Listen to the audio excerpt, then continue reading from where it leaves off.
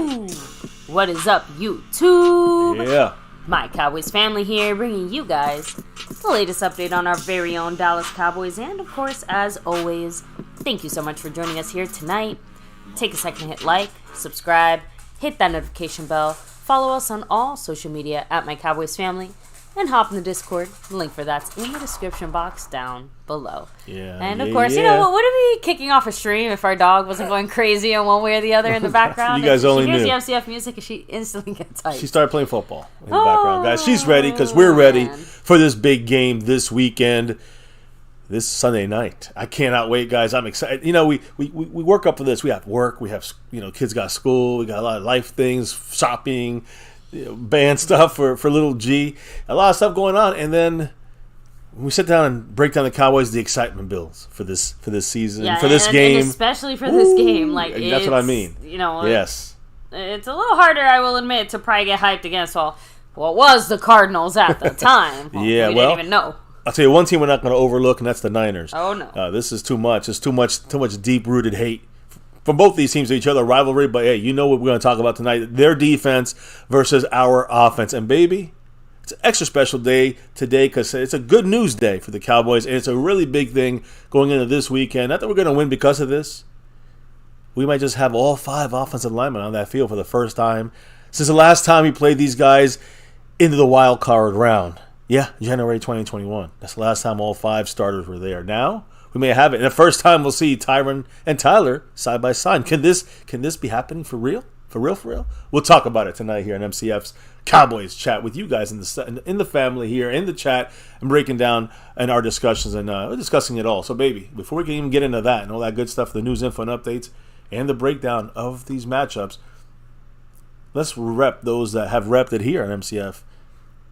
Last week to represent it this week on the board. Yes, the sponsor of the week from Hawaii, Mr. Mark Hovsepian. A big mahalo to Mark, who's also repping it O-line style up on the stream boss with 72 points. Yeah, Mark rocking it there. Still holding that down as SnugX. Oh, he's got 8 on it. 8 weeks in a row, the Cash App King. Much love to the man SnugX. You know why he's here. And if you look up there, right now, gifting champion Jason Renfro. He dropped 6 on it last week. We want that 6 and beyond. Jason Renfro did it, and he's the gifting champion, right? But we got other people kind of trying to take the crown away this week. And right now in the mix there, in the battle for that gifting championship is Skeptical Fan and the Lunatic, currently tied, each of them with 5 on it, 5 gifted memberships from each. And we'll see who pulls away on that, today and the rest of the week. And then, of course, you look at that Super Chat. I'm not Super Chat, but the Cash App side. Man, I always get that messed up. The leader in the chat in the Cash App side is none other than the Lunatic. And we'll talk about the Lunatic a little bit more. He's right now got a lead over everyone in the Cash App. Although there's a couple of people to shout out for sure, because the great Jason Renfro did drop a $1.03 holler earlier today in the Cash App. We got him on the board there. Much love to Jason Renfro. We also had Brandon James Shea drop a $3 PayPal. Went through. Much love to Brandon James Shea. And the man staying skeptical dropped a thanks for us here. A little thanks button dropped there for one of our videos already posted. And he said, "Go Cowboys." So much love to Skeptical Fan, Brandon James, and Jason Renfro. But still, after all that, the Lunatic still leads everyone on that side of things. And we'll talk about the Lunatic a little bit more. I wanted to say also a message from the Lunatic himself. Said that Cowboys going to win this week 24-17 over the Niners. He said PPC. You know what that means, PPC. Boo don't beat your Cowboys. Hell yeah. So much love to him. Much love to Brandon Shea, Jason Renfro, and of course, Skeptical Fan. Always staying skeptical. Guys, can't do this without your love and support. And I'm going to shout out here on the Nightly. We always shout out the Star and Over Everything level members because you got the Navy Blue. You got that Silver too. You got that Star and the Over Everything. Over Everything. You know why he's here. SnugX, he's in the top spot there. Our first and so far only Over Everything member. And then we have Skeptical Fan, Jason Renfro, Dwayne Broussard, Lincoln Kane, Mary Alvarez, Andy Potts, Marissa Sparkle, De Lunatic, all you guys in that star level membership. Appreciate you all. Cannot do this without your love and support. And again, you saw maybe up there on the scrolling bar, the Lunatic's name for a special double raffle coming up. Hey, you see at the bottom right. We'll get to that in a moment. But in that Cash App side of things, baby, we got the Super Chat and we got the memberships you can get into, the gifting memberships and the thanks button. We just talked about a couple of them now. But there's a couple of things also in the Cash App, PayPal, other ways to help the channel, especially in the lunatic Cash App crown area where SnugX currently reigns supreme with 8 in a row.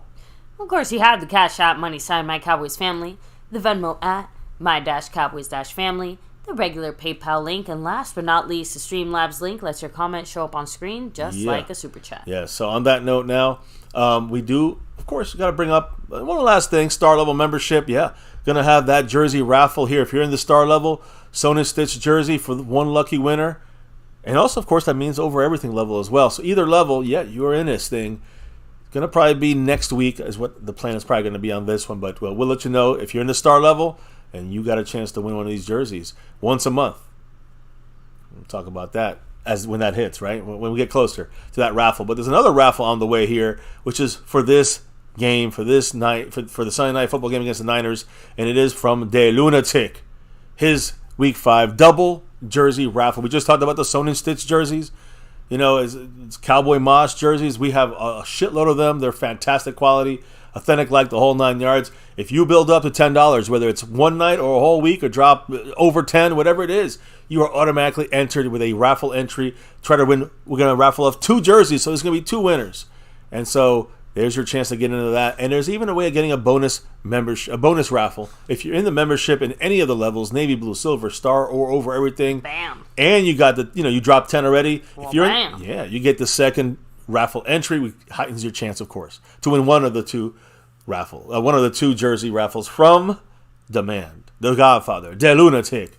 Much love, Puro Pinche Cowboys. You know the deal. I think I covered everything, didn't I? I think so. All right. So, yeah, if you guys want I think you forgot one thing. You got to shout out everybody here in the chat, yeah, baby. of course. Let's go. Who's in the house tonight talking some Cowboy football? Well, Skeptical fan. Staying skeptical, dropping a $2 holler to kick things off on the official side of things here. And I think YouTube is still being a little slow there. Interesting. So, that's weird. I will say, and I should have mentioned this as well, the gifting leader up there, Skeptical fan and the Lunatic, but the Skeptical fan is the overall leader currently. Trying to get that sponsor of the week. We shall see what happens. Much love to the man. Staying skeptical. What was his drop, baby? He said, if the Cowboys win, I'll try to be less skeptical. I'm with you. We are very skeptical fans as well. We say the good, bad, and ugly. Sometimes we get yelled at. Sometimes people say we are too optimistic. I don't know. We can't win. I don't care. I'm not here to win with other people's opinions. I want the Cowboys to win. I guess it depends on who's watching, because some people think we're the world's biggest haters who think our Cowboys suck, and how dare we criticize our perfect Dallas Cowboys. And then on the other hand, it's like, how dare we say even a single positive thing about our Dallas Cowboys, the world's shittiest football team, right? Like, I'm telling you guys, I promise there's some kind of an in-between. Yeah, there's no win there. We don't care. We are fans. We're fanatical, but we also love our team in a rational, logical sense. We try to be as logical as possible. Much love the Skeptical fan. There it is officially, that $2 J-Lou holler. Woo. Go Cowboys, and yes, we're going to try to be less skeptical, too. The Cowboys have to do that for us, though. They got to start winning I think meaningful games and playoff games and fan Super Bowls. As far as, let's see how they do this weekend first. Now, let me go ahead and hit up the rest of the chat. Let's hit them up. Getting money in the house here with MCF. Much love. Rolando Rodriguez all the way from South Texas. Yeah. El Fuego 2.0 rolling through. Thomas Garrett, the superior Garrett. Yes. Of course, skeptical fan. Always stay skeptical. Raul, what's up? Hello and hi. We have C. Bass dropping those emojis. You know it. If you're in a membership, drop them like it's hot. Yeah. Texas Twister, stay safe out there on the road. We have Tommy Montoya in the house as well. If you guys wondering what those emojis are, here's a big picture of those emojis. Niners suck. You know how those fans get over there. And well, in the end, we're gonna make sure they get that fucking L. That's gonna be the goal this week. Sorry, baby, go ahead. It's okay. We have. Let me see. Daniel Berry Sports, what's up? Yeah. Mari Roberts in the house. Chris Plumage. Hello and hi. Stephen White representing. Let me see. Jason Renfro, much love to you as well. Presley Mitchell, hello and hi. Sorry. Freedom First. I think you were first today. Good for you. So Kenzie Bands, what's up? And yes, if you're watching the sport that's supposed to be known as football, otherwise known as a Commanders beatdown today. Yes, we'll the talk about that Commanders here. did get their asses soundly handed to them. Yes, so yes, and it was that's always nice to see. I mean, again, NFC East team going down. Yeah, we'll discuss that real quick here in a minute. Yeah, but baby, it's actually time for you. Yeah, I just wanted to say one last thing: the sponsor of the week situation. A little plus for that. We're trying to do something there, something different, something new. If you are, like, let's say Skeptical Fan holds it down and stays as the overall winner and is our sponsor of the week next week, we have Mark Hosepian, right? He gets into the raffle, right? And then Skeptical Fan would be in the raffle. We'd have 2 more names at the end of the month, the last 2 weeks, and then we'd have a raffle at the end of the month for one of our many different choices. We have shirts, we have different bumper stickers and things like this on the MCF apparel side of things. Well, I guess you could say a 5 is greater than 1, but that's not actually the 5 is greater than 1. It's something more like this. All right, Schmuck, The Pie's a Lie, MCF established 2017, that kind of stuff, and a lot of other options there as the Eagles keep crying. 5 is greater than 1. That's facts. So again, we have a shirt like that where there's 1 Eagle face and 5 Cowboy stars, and it says 5 is greater than 1. So get them while it's hot. There's a lot of choices there. But out of those 4 sponsors of the week, if it's all 4 the same name, they win. But if we got different, if there's different names, for the 4 weeks, we'll have a raffle. May the best person win, and then they get one of those bonus little congratulations from us, from MCF, and as a sponsor of the month, the official sponsor of the month, I guess you can say. Anyways, baby. On that note, I think we got caught up at all the shout outs. I think no one else. Everybody here, so baby, if you're ready, I'm ready. Let's roll now. Of course, we'll start off with NFL news, and it starts with Dick Butkus, who today passed away at the age of 80 years old. One of the best, one of the most intimidating defensive players in the NFL and in NFL history. Died, Chicago Bear, legend. And again, growing up, 80s and 90s, let's say, I do remember not seeing him play, but I remember seeing a lot of NFL films, a lot of highlights and talk about this legendary Chicago Bears. So Dick Butkus, again, synonymous with the Bears, intertwined with their history, and great players are always intertwined with their team's history. You say Roger Staubach, which team he's intertwined with, right? It's connected. So there's a statement from the Bears chairman George H. McCaskey on the passing of the legendary Dick Butkus. I know you have it. You can just say some of it, not say the whole thing, but, Dick Butkus, legend, died at 80 today. Dick was the ultimate Bear, one of the greatest players in NFL history. He was Chicago's son. He exuded what our great city is about, and not coincidentally, what George Halas looked for in a player. Toughness, smarts, instinct, passion, and leadership. Dick had a gruff manner. Maybe that kept some people from approaching him, but he actually had a soft touch. His legacy of philanthropy included a mission of ridding performance-enhancing drugs from sports and promoting heart health. His contributions to the game he loved will live forever, and we are grateful he was able to be at our home opener this year to be celebrated one last time by as many fans. We extend our condolences to Helen, Dick's high school sweetheart and wife of 60 years, and their family. There you go, guys. So, again, sad news, of course. He was old, but he was still a legend, and no matter what, I'm glad he was there at the opener for this season for the Bears. I agree. Now, they had a game a couple of hours later, and the Bears pulled out the upset. They're 0-4, and they're now 1-4 because they beat the Washington Commanders NFC East rival Cowboy team, right? So they came through for him. Listen, now, the Bears, they definitely played up. They played in Washington. Then they beat Washington. It was up 17-0 early. Made it 17-3. I think it was like 20-something to 3 at halftime, if I'm not mistaken there. So Justin Fields connected a lot with Mr. DJ Moore for 230 yards and 3 touchdowns. And the Bears got the first win of the season, 40-20. They double them up. Of course, this happened hours after the death and the announcement of the death of Dick Butkus. The Bears snapped a 14 game losing streak. Ooh. That's from last year, guys. It's their first victory. It's going to went to the last year. The Bears' first victory since October 24th, 2022. It's like 346 days or something like that. It's almost a whole year on a calendar. And it came, when, I think their defensive coordinator was gone. They have a receiver that's not with the team right now. And they just blew a 21-point lead to the Broncos in the third or fourth quarter last week. So none of that mattered, though. Justin Fields had 4 touchdown passes, matched his career high, which he has set last week, which in the game where they blew that one. And then this time, they did get the win, 1-4 for the Bears. Commanders are 2-3 now, drop farther back, closer to the Giants than they are to us now, right? So that's kind of the start of the news of the day there. Let's get to a couple other NFL things now that's kind of more, I guess you could say, outside of today's NFL game-related stuff. C.J. Stroud. Where's Chuck the Montana in the house here. Houston Texan rookie. Attempted 151 passes so far without an interception this year. So on Sunday, he can break the all-time record for the most pass attempts to begin a career without an interception. Good for him. Right now he's at 5 with 151. Tua is at 152. Kyle Allen is 159. Tom Brady is 162. You know who's number 1? Dak Prescott. Really? 176. Yeah, he said it as a rookie. I know Carson Wentz was kind of close with him there. I think that same year they were like kind of neck and neck, but Dak was the one who set that record and never been broken as a rookie. 176 passes for his first interception. C.J. Stroud is 5th on the list, and he could break that if he goes another He needs another 25 passes. He gets 26 passes, he breaks Dak Prescott without getting a pick. So come on, Eastside Harold, make sure your boy here, your rookie quarterback C.J. Stroud throws a pick or two before he gets that number. What do you guys say? Yeah, we're cheering for that.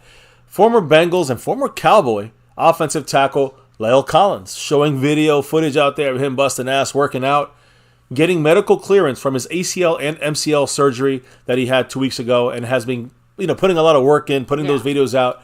He's getting a lot of interest, I'm hearing, from several teams. I don't know if the Cowboys are one of them, but there's a lot of teams out there looking, kind of interested. And the word is he's going to take some of these teams' free agent visits. He's going to go to their headquarters and work out for them and do all that stuff. The word is it's rare to find a guy who has this potential to still help a team, even as a backup, as an offensive lineman at this point of the season. How light we are at offensive line, and yet there's still people that say, nah, we don't want him. Now, I don't mind having him, kind of like the Randy Gregory situation. If they're good enough to make the team, even if the practice squad, you bring them in because they got some talent. But how much do they have left? Well, that's the risk you have, right? That's the roll of the dice. You get both these guys cheap if you really wanted to. Wait, go ahead, baby. I don't think it's an issue of money, at least this time and in this particular case. Sometimes you do just have to let sleeping dogs lie.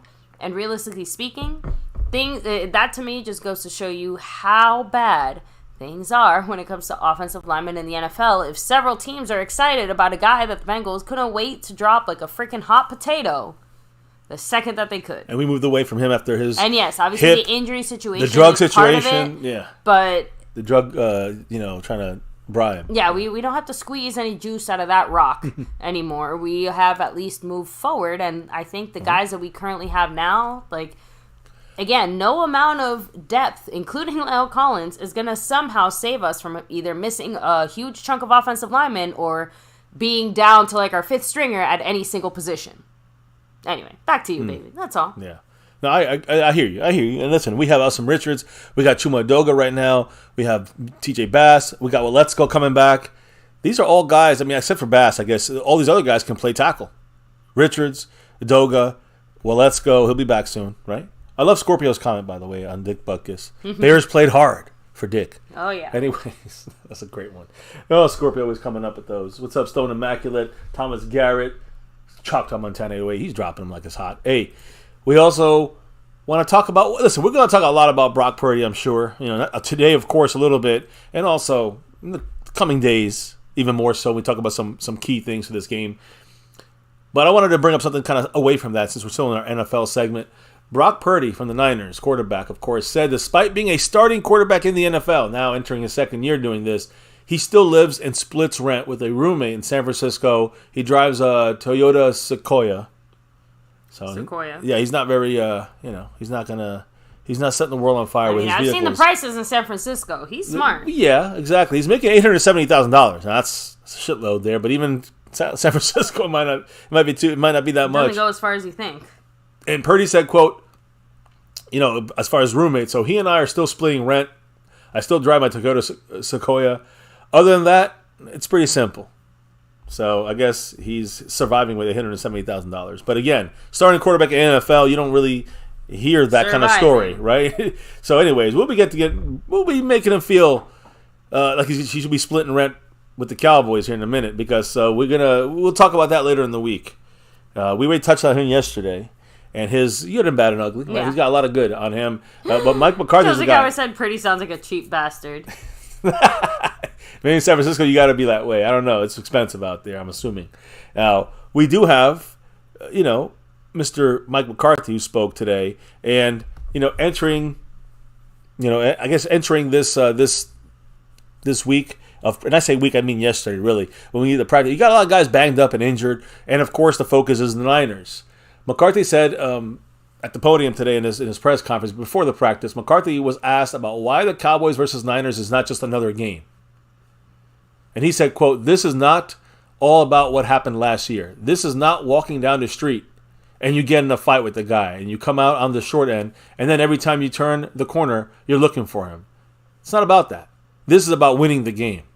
This is about winning the next game. But we know who we're playing. And I think we got to be very upfront and honest about that. We know who we're playing, and we have a good understanding of how they want to play. That's why you get to kick it off on Sunday Night Football. I mean, he's admitting that everyone knows the battle here. And the Niners know us. Don't forget that. It's this weird balance of, we're not trying to get ahead of ourselves. We just have to go out there and do what we do every week and win the game in front of us. But at the same time, to sit there and act like this is just another regular matchup or another regular NFL game, that's not being definitely honest. Isn't. That's like saying an NFC East matchup is just like any other game. No, it carries more weight. Right. Regardless. And this game, doesn't matter what the standings are, doesn't matter whatever, this game carries more weight. If you look at this to the point of, let's just say both these teams stay neck and neck, lose 2 or 3 games in the season. Yeah. If we end up tied, this game means everything. Remember that. Everything. It means home field advantage to the playoffs. That's why. That's how important this is. And that's why this game, you can act like this team is nothing, but there is a reason that, heck, even Micah brought it up earlier in this week. There's only 3 teams that he kind of added into the mix of teams that are going to be battling it out. It's Niners, it's the Eagles, and it's us. Yep. And guess what we've been saying since before, and guess what we're still saying heading into week 5? It's going to be the 49ers, the Eagles, and us. That's that looks like the 3, but only 2 are going to make it to the championship game. Of course. And right now, 2 of those 3 teams are about to face off for the first time this season. Yeah, so, and the team that doesn't make it to that championship game could be the team that loses the NFC East. It's too bad the 49ers don't play the Eagles. Too bad the Niners don't play in a different... if the Eagles and Cowboys and Niners could be in 3 different divisions. I'm not saying I want the Eagles. I want to beat them, but my point is it'd be a little bit more spread out when you can get in the playoffs and kind of have a little more... maybe the third team has a little bit more of a chance. Yeah, but having obviously, us and the Eagles are fighting for one single, NFC East spot. So anyway, it's everything. Yeah. So, anyways, then McCarthy also said this about the Niners' defense. Quote. Because again, today we're talking defense, and Mike McCarthy was talking defense too. McCarthy said this about the Niners' defense. Quote. They're number one. Their talent skill level is high, and so are their numbers. If you look at the play time percentages, these guys, I think Nick Bosa plays 63% of the snaps, so they're able to play at a very high level consistently throughout a game. When he talked about Nick Bosa, he said, quote, "You definitely have to know where number 97 is." And tonight we're going to talk about Nick Bosa and how important it's going to be to block him. I'm talking to you, Terrence Steele. Big matchup there. We'll talk about that a little bit more, I'm sure, tomorrow and Saturday. But that's key matchup there, Nick Bosa versus Terrence Steele. It's going to be big. Big, big, big. Now, former Niners quarterback Trey Lance, according to McCarthy, is helping the Cowboys prepare for Sunday Night Football against his former team. Yeah. He met with the coaching staff. Trey Lance met with the Cowboy coaching staff early this week about personnel, about system knowledge of the Niners. He also helped Dan Quinn with quality reps running, basically, kind of giving that look of playing as the Niners would, right? He was giving him, he was basically going through the motions as a quarterback for our defense, and kind of giving them that kind of look of what the feel was for what the Niners are going to do on offense. So it's great. Again, by doing that, it's helping Dan Quinn figure things out a little bit better and getting good looks at the way that maybe the Niners are going to run their scheme and their quarter. You got to remember, guys. They have Anthony Brown formerly of the Cowboys, right? He was with the Steelers, was plucked off by the Niners. They cut him and then put him right back on their practice squad. the crazy thing about Anthony Brown, people think that, oh, well, they're going to figure things out about us. I mean, they might know a couple things on defense here and there. It's completely different. You're talking about a cornerback and a quarterback. A quarterback knows the entire scheme. He's been there for years. He knows Shanahan's scheme. Anthony Brown, he knows a couple tweaks of the Dan Quinn defense. Dan Quinn's changing that shit constantly. And again, different things. It's different when you have a guy like Trey Lance, who kind of already been in the system for 3 years, and this is entering his third year, and a guy like Anthony Brown, who, you can say he's been at the Cowboy defense for 2 years or a year and a half, I guess, really on the field until he got hurt. It's a completely different set of information and knowledge you have as a cornerback compared to a quarterback. So Trey Lance really helping the offense, Mike McCarthy, and especially helping the defense with Dan Quinn. McCarthy also spoke about offensive lineman Chuma Edoga's value on the offensive line. Quote, extremely valuable. I just commend him because he's done it on very limited reps in training camp. Remember, guys, he got injured. And he said, quote, he's been outstanding. He's well-liked in the offensive line room, which speaks volumes. So we might, again, I talked about Chuma Edoga. I have a video on Chuma in the offseason. A guy I thought would be great at guard and tackle. My goodness, right? I must be a freaking Nostradamus because it's exactly what he's done for us this year. And McCarthy loves him. The offensive line room loves him. And he's really defied expectations of what he was with the Jets. By the way, never defying expectations. Well, I guess you could say, always overwhelming for us here. Appreciate you, Mr. Calvin Richards in the house. I appreciate you much over that $5 holler here. He said, the Cowboys' offensive line is going to be at full strength, guys. Ooh, knock on wood. Knock on everything. On everything known. Because even Dak was afraid to jinx it. He's like, the last time you guys brought this up, we did not end up seeing them. And you mentioned a stat earlier today that almost literally blew my socks off because I couldn't believe it, but it was true. So I want to state this question. When do you think was the last time we had all our starters out there? I made a quick mention earlier, but yes, some people might have missed it. Because I'm feeling Titanic. It's been 82 years. Like, that's what it's feeling right now. But that's, I guess, a whole other discussion for a whole nother day. Actually, not another day. Later today. Yay. Yeah. Anyway, let me hit up some more comments here. Jason Ruffer, much love, right? It might as well have been a whole lifetime ago, right? Lance also knows Shanahan's mindset in situational football, so jumps in Cowboys. Very good. I feel like Trey Lance, just as a quarterback, naturally lets you know some of the tendencies that San Francisco has when it comes to the things they want to see on offense. Agreed. And, of course, a few things have changed since then, but there's also a reason we brought in Trey Lance as well. So, honestly, I feel like a lot of our own tendencies are going to be some of the things that our defense should be looking for in a weird way. Like, we kind of said it last year that we were slightly jealous of the Niners offense and that they were doing some of the things that we were wishing Kellen Moore would do with Dak, as far as just not playing such dumb, cutesy football and or playing smarter. Overly aggressive. Making smarter decisions, exactly. So, again, credit where credit's due. They've done a great job and created a great environment for Purdy to find himself, but we all know it's all on the back of that great defense. You don't get anything done unless the defense is pulling its weight, and we're finally seeing that same kind of result, at least here in Dallas. You got to remember that when it comes to, the Trey Lance trade, some people say, that kind of look at it from the Niners say, well, why would Shanahan trade a quarterback to us that would be able to give us all the information, right? I mean, they know that we may play in the playoffs, and the last thing they want to do is give up a guy. I mean, they knew we were going to play him this year, but the last thing they want to do is give a guy who maybe gives us an edge by giving up some major information about Shanahan. So they knew trading him to us, maybe they figure he's not able to translate the information over to us. I don't know, but either way, it seems weird that they gave him up and didn't realize this could happen.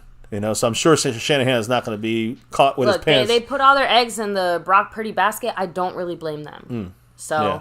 It was an expensive situational first-round pick, right? Calvin Richards, by the way, with his $2 holler, say it for the people in the back. He said last time they were all together was 2 years ago.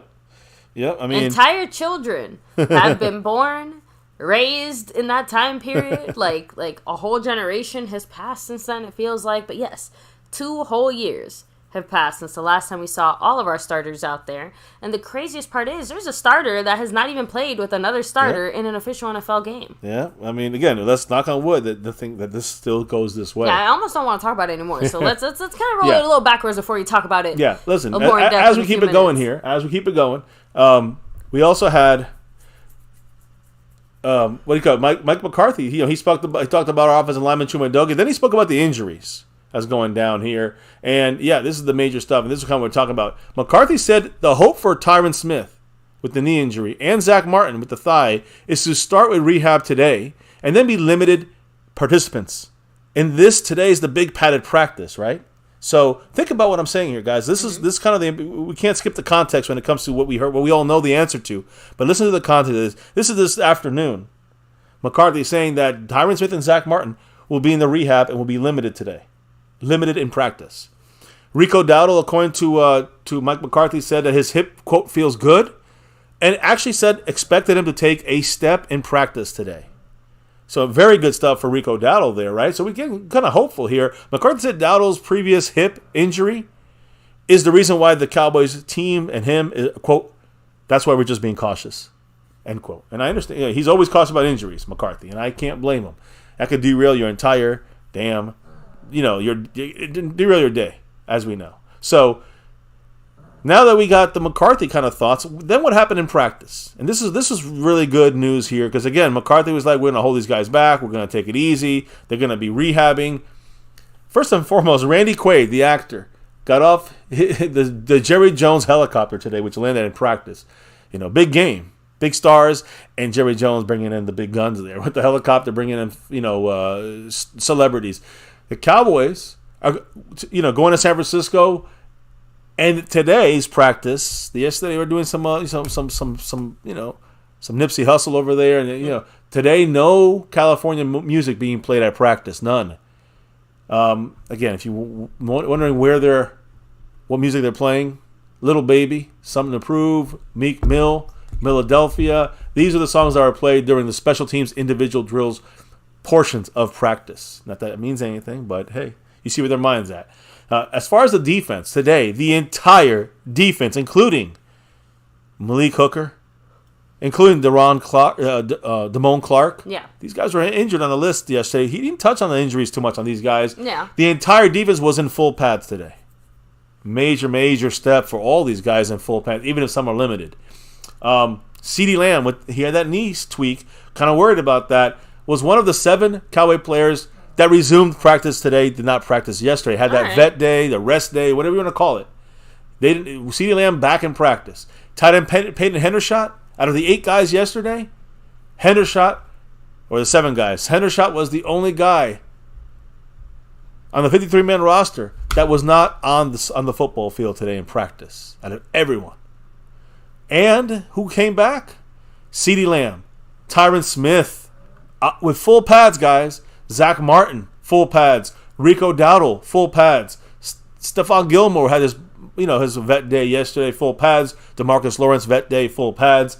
And Jonathan Hankins, also a vet day, full pads. Great news. Managing these guys properly per Mike McCarthy. We're going to talk about the management of their injuries tomorrow or Saturday. We got a great little GPS article for you guys, a breakdown of the way that McCarthy breaks this thing down and measures their days off, so to speak. So we'll talk about that a little more over the weekend.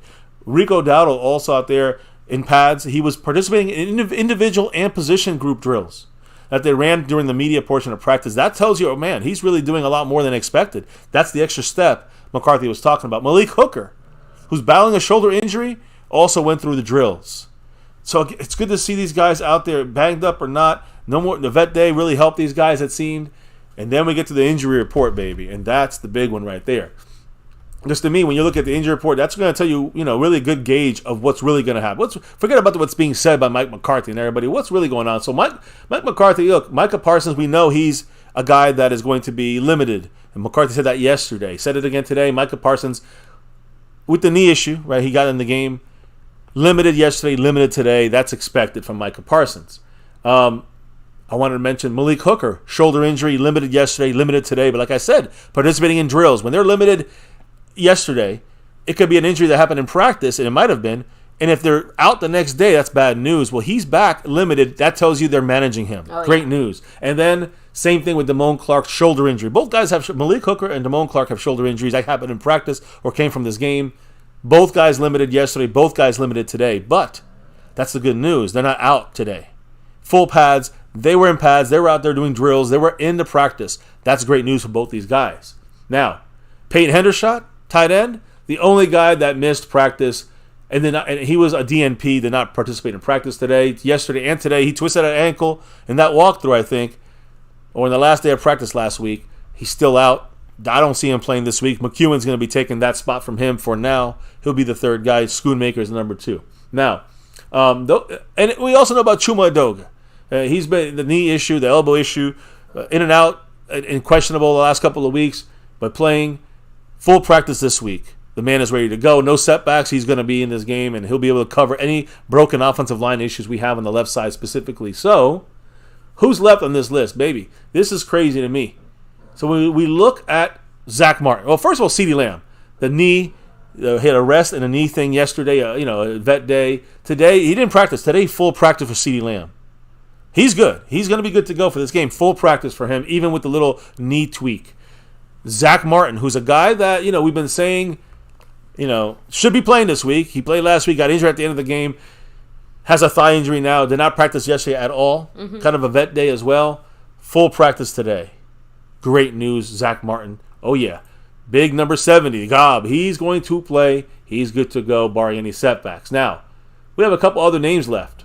I'm going to go with Rico Dowdle. How about that? Rico Dowdle, guys, did not practice yesterday. Today, full practice. Full pads, full practice for Rico Dowdle. He's playing this game, guys. I don't think we're going to need to elevate Malik Davis in this one. So great news there for Rico Dowdle. I'm happy about that. I'm happy about him. And then you had, to me, which is really the biggest name on this list, that really the biggest question on this list is Tyron Smith. Tyron Smith, guys, who's been not practicing for an entire week last week. Almost tried to get in that Cardinal game, but couldn't do it. Practice last week. Practice was out of practice last week for an entire week. Was out of practice yesterday, even though they listed it as a rest day. Today was fully back in practice. Doesn't mean he's going to play, but damn, that is some great-ass news right there. Tyron Smith, full practice, full pads, after not practicing for basically, the last 5 practice availabilities. Yesterday, 3 days last week, and Friday of the week before that. So that's almost 2 weeks of no Tyron Smith in a padded practice. He's back.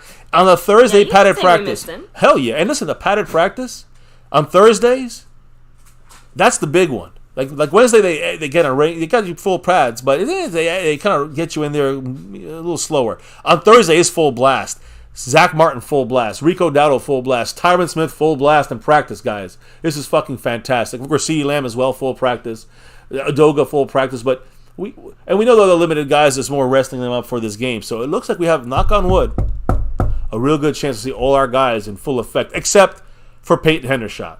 There are no other questions. I would say, Micah limited, but we know he's going to play. Is Malik Hooker and Damone Clark? I'm watching them because I'm hoping they're kind of just wavering in the questionable side of things. So I could see them being listed questionable for tomorrow. And I'm sure probably Tyron Smith will be listed as questionable, but I think he'll play this game. Zach Martin will play. I think we got a full load of guys ready to go up against this Niner team. This today made me see Cowboys with this move. The Cowboys been keeping it close to the vest. And what I mean by that is the Cowboys are trying to not show any of their cards to the Niners. And today they showed the cards they had to. It was enough is enough. They had to get him into a practice. Yeah. And he got full fucking practice with full pads. That is great. So this now, guys, with Tyron Smith missing the last 2 games. Yeah, we're not even playing like that will he won't be game. Yeah, well, again, it seems like at this point it was a big turn of events there. Whether I don't think it's like a miracle freaking had he workout. Been questionable throughout the rest of the week. It just sounds that, having him in there fully participating in practice is worth more than the alternative of having him, not participate in practice this time. Well, again, and I think for this game, we need to have the full offensive line. We got a top 5 to 10 offensive line when he's in there and everyone's healthy. Yeah. And everyone's healthy. My goodness. So Tyron Smith missing the last 2 weeks, on track to return soon. We know this already. Jerry Jones yesterday, 2 days ago, said iffy. Now it looks a little more A little better than iffy. Let me put it that way. It looks like, well, possibly. Probably. We'll see. But I don't want to jump the gun. Again, Jerry Jones said back this week iffy. Next week should be the latest at the Chargers. But we want him back this week if he's good to go. And it is a day of firsts in a way. Because the first time since September 4th, the entire first team offensive line was actually at practice. On September 4th, Tyler Smith suffered a hamstring injury. During the individual drills right before that first game, he missed 2 weeks. Today, Tyler Smith is healthy, and so has been the rest of the offensive line, including Zach Martin, and of course this guy, Tyron Smith. They're getting close, all right? They're getting real close, this offensive line. Finally, all 5 guys, can we get them out there? And then about an hour or 2 after the practice and after the injury report, practice report was put out, Michael Gelkin, and a lot of confirmations from the Cowboys side of things. Cowboys expect to have their starting 5 offensive linemen together for this Sunday's game for the first time since 2021. And yeah, you can say the 2021 season. It was January 2021 when we lost to the Niners in that wild card, that first round game at home in Dallas, where Dak slid, tried to spike it, the referee got in the way. You guys know. And then the fans started booing the refs, throwing stuff at the players. Crazy. So anyways, the point is, that was the last time we had all 5 offensive linemen, and we lost that game against the Niners. We're going to have all 5 guys, hopefully, knocking on wood, they're back against the Niners in San Francisco. Let's get some fucking revenge. Mm-hmm. So, again, guys, it's crazy. It's crazy, right? With all 5 starting offensive linemen back in practice, fully back in practice today. First time that we've seen them with our eyes all up front like this since 2021 on that field, that they can get in that game. And I want to make sure, and you were making this mention too, when it comes to Tyler Smith. Tyler Smith, let me pop him up here. It'll be the first time Tyler Smith and Tyron Smith, right behind him, will be playing on the left side together in a game. They've been practicing like this, but not in a game. Last year, remember, Tyler Smith played left guard the whole time until Tyron Smith got hurt right before the season started, and he was out till December. Yep. And we moved Tyler Smith to the left tackle. When Tyron Smith came back, he played right tackle because no Terrence Steele. So, first time on the left side, we're going to have number 73 in the game and number 77 in the game if things go well. Now, that's great news. Talk about excellent timing there as well, because if there was ever a game in these first handful of weeks that we could have used our entire offensive starting line, I would be willing to put at least a little bit of money down that this would be the one. Right? Right? Yeah, this is the one you got to come and play for. This is the one that doesn't matter if playoff game or Super. This is a big game. How you slice it. Not about the media or the ratings. 2 very good teams, and it is to gain confidence, gain that inside track for that first round bye. All these things, they matter now. We got Tyron Smith here against a team that really, listen, we played well on defense against them both times, but I'm going to say this. This is a pride factor for this Cowboy team. This is an embarrassment 2 years in a row, knocked out of the playoffs with these motherfuckers. So let's get a little bit, it's not full revenge, a little revenge back in this regular season game. And maybe a chance to get a home game against these Niners in the playoffs. Ooh, that'd be sweet. So, again, first time since Tyler Smith and Tyron Smith are going to take a genuine game rep on the left side alongside each other since Tyler Smith was drafted in 2022. So these next couple of days, guys, let me warn everything. We need to finalize this. It ain't finalized yet. It's great news, but there could always be a setback. There could always be something. Today's practice was hard. So if they have an issue, we won't know till tomorrow. And then we'll have to start bitching at that point. But if everything is good, knocking on wood, it looks like we could have everyone, all 5 offensive linemen back there ready to go full strength on our offensive line. That would help Dak, that help the passing game. It helps McCarthy's game plan. And it helps the run game, baby. And that's going to be needed in the red zone as well. So, yeah, let's get a little more aggressive in the red zone. Let's keep doing what we're doing on our offense because we're moving down the field. Tyler Smith, Tyron Smith, Zach Martin, Tyler Biadasz, and Terrence Steele. I mean, we should be set to go in this game against a very damn good defensive line for the Niners. So we'll see what happens, guys. This is the belief that's going to be hitting the field there on Sunday night against the 49ers. I cannot wait. I hope we get confirmation everything's cool tomorrow. Everything's cool. Saturday's walkthrough, fly there, plane land safely, the whole thing. And then when we get off that, if we hear nothing out of the ordinary Saturday night, all right, now we're good to go, in my opinion. I think. So that is the, the offensive line information. I'm so happy about that. I don't know I want to know about comments, thoughts on you by the chat real quick on this before we move on to kind of the defensive side for a quick minute. Like I said, I just don't want to say anything that might spook it or jinx it. But like I said before that, if there was ever a game where we needed all of our offensive linemen, it's definitely this one. Honestly, the situation of O-lines throughout the league, you said top 5 or 10. I'm like, top 5 easily. Well, they were that's not even me like exaggerating. Yeah. What they were I'm saying. Put at 6 by PFF. I'm gonna say, give them a little bit of time to actually like get out there and work together.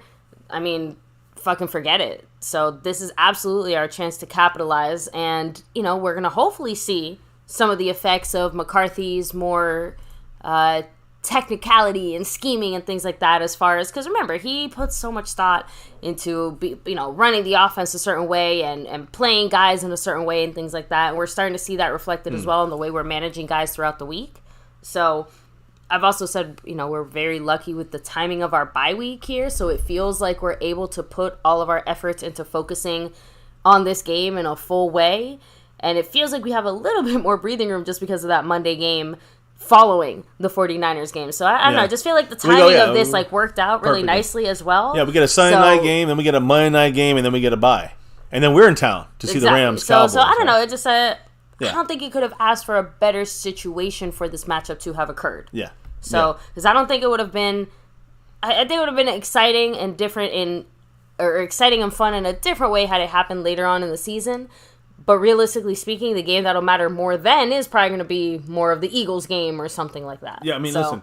You get what I mean? I think it's a well-timed for this matchup to happen now. Yeah. It allows us to test our team now relatively early in the season, and we know we're going to get tested later on in the season. We still got the Bills. We still got the Eagles. Dolphins. We still have a few other teams out there that are looking pretty good. After the Rams, we get the Eagles. So, it's all coming soon. It's all coming down. So we get the Chargers supposed to be a test. I don't know. The Rams, we got to win that. And then the Eagles, you know how that goes in Philly. So, well, Monroe Goodell, I have bad news for you because he already jinxed it. But at this point, there's nothing Tyron Smith can say that's going to keep him healthy or not healthy at this point. Don't fucking say that. Right? Because a walkthrough can knock somebody out, this shit. And with these guys hanging on by a thread, you never know. We just get them to the game. I won't believe it until Saturday night, and we heard all is clear. No setbacks and shit like this. So anything can still happen walking to the goddamn bus. But I'm gonna just hold my breath and say, if that happens, well, we're just never going to. It's just jinxed. Yeah, we just have bad luck. So, again, any other comments in the chat?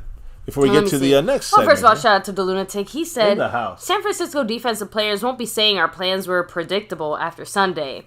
The Boogeyman, meet our lion. Dallas 24, San Francisco 17, and Puro Pinche much love, Puro Pinche Cowboy. I shouted out his comment from earlier. Actually, very similar score. The same score he put up. There was an earlier comment about 15, 20 minutes ago that I had responded to. I can't remember who it was. I think it was Eric Black. He kind of mentioned, it's not like the Niners really had a good way of stopping Tony Pollard last year. They got lucky that he went down in that game the way he did. And I kind of thought about it for a second. I'm like, that's actually an excellent point. They really didn't have an answer to stop him. And, of course, we have quite a few months, a whole new season, a whole new year here. So I'm sure that they're sitting there thinking the same things that we were thinking as far as on our side, like, hey, we got to stop them. But I still think they're going to have a very difficult time stopping Tony Pollard in general. Yeah, I mean, I hear you. And again, that is a big factor. We're not running, like Jason Murphy was saying, we're not running that Kellen Moore offense this year. Mm-hmm. So those days are over. Yeah, so we should be able to move the ball still down the field with the McCarthy offense. Listen, we're going to talk about it tonight here. Trust me, you're going to want to hear. Basically, the ability to get down the field on this team can happen. They have a very good defensive line, but they're not a scary defensive line. I'll explain it later. And we'll talk about it maybe in more detail tomorrow, but I have some stuff tonight that will kind of break down some of that for you guys. As far as their defense is very good, but there's ways of getting down the field. We've seen the scores that have been put up against the 49ers. There are weaknesses we can exploit. Exactly. And I think it is just a matter of matchups. So this is also on McCarthy to make those offensive adjustments that will see the best benefit. But back to you, baby. I don't want to keep... Yeah, no, you got it. Listen, we got the offensive side thing down here. I also, before we get to the next part, I wanted to give a big shout-out to the Lunatic. Ooh. For having this thing we got going on right now. I don't want anybody to miss a chance to get in on this thing. But it is a very special, the Lunatic Week 5 Raffle. I just put the Raffle exclamation point there in the in the chat.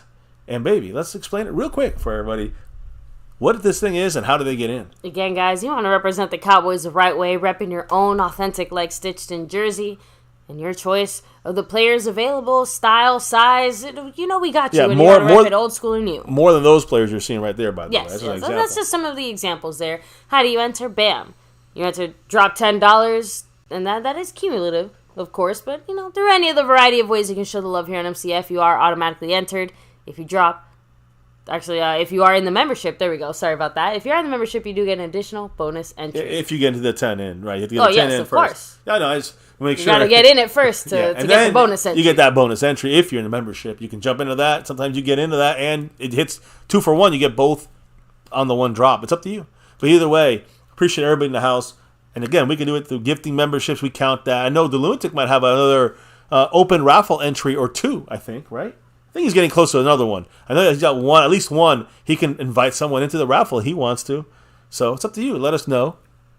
And yeah, hey, it's going to be a fun raffle. Hopefully a very good game with Micah Parsons throwing some of those offensive linemen all over the place. Listen, that right tackle situation, McKivitz or whatever his name is, that was McGlinchky last week. Now we got another McSomething. McDonald here. He's gonna get thrown by Micah Parsons. That's the hope here coming from our left side, their right tackle. That's the key in this game to get pressure on on Brock Purdy. And I'll be talking more about that specific, very important matchup there in the next night or two. And we have the matchups to watch, the keys to victory. You know how we do. So again, much love to Lunatic making this raffle happen. And hey, about halftime of this raffle, of this game, we'll be doing this raffle here, so stay tuned. Now, Micah Parsons. I know we had we're going to go to the defense now, a little defensive flavor for you guys before we dive it deep on our offense versus their defense. But let's talk about Micah Parsons here. Again, limited, but we know he's going to play. He's forced. Listen to this. This is what's the great thing about Micah Parsons. There's no ifs, ands, or buts. No other ways around this. When you see him here, look at them last year. Here's McGlinchky. Get the fuck out of here. That's what we need to do. So as you see this, Micah doing this last season, this year Micah Parsons has forced 14 incompletions, and he's forced 3 interceptions with pressure this season. Both of these, 14 incompletions and 3 interceptions by Micah Parsons forcing that leads the NFL. The great thing about this statistic is what it shows you is that it is a better job, I guess, statistically speaking. It's just how many sacks you got or how many pressures you have. This gives you the whole thing. His pressures and his sacks have contributed to 14 incompletions and 3 interceptions. Number 1 in the league on both those numbers. And it really shows you how important, what kind of the true defensive player of the year that's who should win it based on this number. Why? Because he's just the man and the playmaker, and that makes this whole defense go. There's not a more valuable player on defense in the NFL than Micah Parsons is to the Dallas Cowboy defense. Everything orbits and goes around Micah Parsons. He makes this thing go. Without Micah, this ain't the same. This is a different defense. Even when he's not on the field, he's still absolutely running everything because everyone, offense, defense, special teams, your mom on the bench, everyone is planning their game around Micah Parsons. I'm just saying, it's not even a question of a matchup of they're missing this guy, we want to attack there. It's the game plan completely changes if Micah is on the field or not. Exactly. I mean, even when he's not making the sacks, here's what he's doing. Now, there's a triple team, against the Giants, and he gets through all 3 of them. Eventually, he gets a sack. This is good coverage. Micah's getting the pressure and everything else, and breaking up, play actions and getting pressure, making double teams go into him, and they still can't stop him while the other players eat. The other guys eat because they got to focus where the hell is Micah Parsons. Let's double, triple team him. You saw the Patriots doing that as well throughout the freaking game against Micah. He, again, didn't get a sack. But damn, everybody else got in there, and everybody just ran rampant. Again, Micah causes 3 interceptions and 14 incompletions in 4 games. Just in the fact that that's number 1 in the NFL tells you how dominant that number is. Those numbers are. So, man, I'm excited about this defense. I know DeMarcus Lawrence spoke about some defensive kind of flavors here in this Niner game. How we're going to attack Purdy. We talked about attacking him yesterday. What did he speak? I thought DeMarcus Lawrence spoke, right? He did. But... Oh, okay. We got to go back. Yeah, I will go back to some of the the offensive line stuff in a little bit here, but Jason Renfro dropping that $2 holler. Woo! Thank you, Jason. Appreciate you. Much love. And he said, it's time to see what we've got without Kellen Moore calling it. Yep, exactly. I agree 100% with Jason Renfro. Offensively, we have to, I think what we've seen a little bit we got, right, Jason? When it comes to the last 4 weeks, we have seen, the way McCarthy is able to move with the game plan, move this team down the field. That's very important. But, the red zone still, we got to get. I'd rather have Kellen Moore for the red zone and Mike McCarthy for the rest of the game, right? So we'll see what happens. But much love to Jason Renfro. I agree 100%. We'll see how the Niners can adjust to whatever Mike McCarthy is doing here. Hopefully he's able to overcome any of the defensive thoughts in there, because they do have Steve Wilkes, who we're going to hear from later, defensive coordinator and formerly of the Carolina Panthers, but he's got the right personnel now to do to run his plays and do his stuff on defense with the Niners. So we're going to talk about all this and more here momentarily. But baby, let's talk about DeMarcus Lawrence as we're seeing the defensive snaps here. What did DeMarcus Lawrence say about this upcoming game? So he was kind of asked how we, as a team with the most takeovers defensively, right? We love takeaways. Sorry, not take, but takeaways. How do we do that when the 49ers are one of the teams that has the least number I think they have turnovers? I think they have one turnover. Exactly. So it's kind of a battle of, I'm just saying, it's a battle of wills here, right? So Tank said, go take it, period. That's what you got to do. It's not that easy there, Tank, but we'll see. Now, one of the keys defensively is limiting McCaffrey this upcoming weekend. And Tank said, quote, our main purpose is to live in the backfield. If you live in the backfield, you keep the ball going sideline to sideline instead of cutting up on inside zones and stuff. That's true. As long as we keep breaking in there, it makes them have to slow down, stutter step, take an extra step they didn't want to take, and they can't hit the hole as fast. And you have to imagine that DeMarcus Lawrence specifically is going to be highly involved and invested in stopping McCaffrey, considering that he is obviously a dual threat guy, but stopping the run is Tank's bread and butter. Exactly. And stopping the run is the one thing Tank has been doing so consistently all year. If they even take an eyeball off of Micah, guess who's coming? It's Micah. But if they put all their eyeballs on Micah, guess who's coming? Yeah, DeMarcus it's Tank. Yeah. So I'm just saying, that's exactly what we want to see. That's exactly what we want to hear, so to speak. And, DeMarcus Lawrence talks a lot. He needs to show it, and he's been doing it this year. I was going to say, he's been limiting the talking and walking a lot more of the walking. Outside of that, he also gave a little bit of his thoughts on Trent Williams, saying, what Trent shows you every year. He's got a great style of play. He's definitely a good run blocker, but he's pretty athletic for a big guy. Much respect to him. But he got to get it too. Listen, Trent Williams, one of the best. He's going to be the left tackle, and he's going to go against Micah a lot. But you can bet your ass they're going to be switching him up. Micah's going to be all over that defensive line, middle, left side, right side, don't matter what side. Yeah, he's going to go up against Trent Williams. He might get slowed down a little bit. Yeah, Dylan, great point. Basically, Purdy's fumbled the ball but quite a bit, but they managed to recover all of them or something. Yep, that is true. I was going to bring that up as a possibility for a under the cover kind of point for tomorrow and some of the matchup and keys to victory. But can you imagine recovering a fumble against Brock Purdy? Like it's not even about it being Brock Purdy, just the impact that would have on this game in general. I think an interception would be bigger because he hasn't thrown any interceptions. And that, to me, would be the bigger thing. I can break that streak. But clearly the way that they play is very cautious and careful. I don't see them throwing into a situation where they give us that opportunity. Well, that's the point. Well, that's the thing. If you look at this video here, the first one is from last year in the playoffs. You know what I mean? Like here it is. Look at this. Watch this real quick.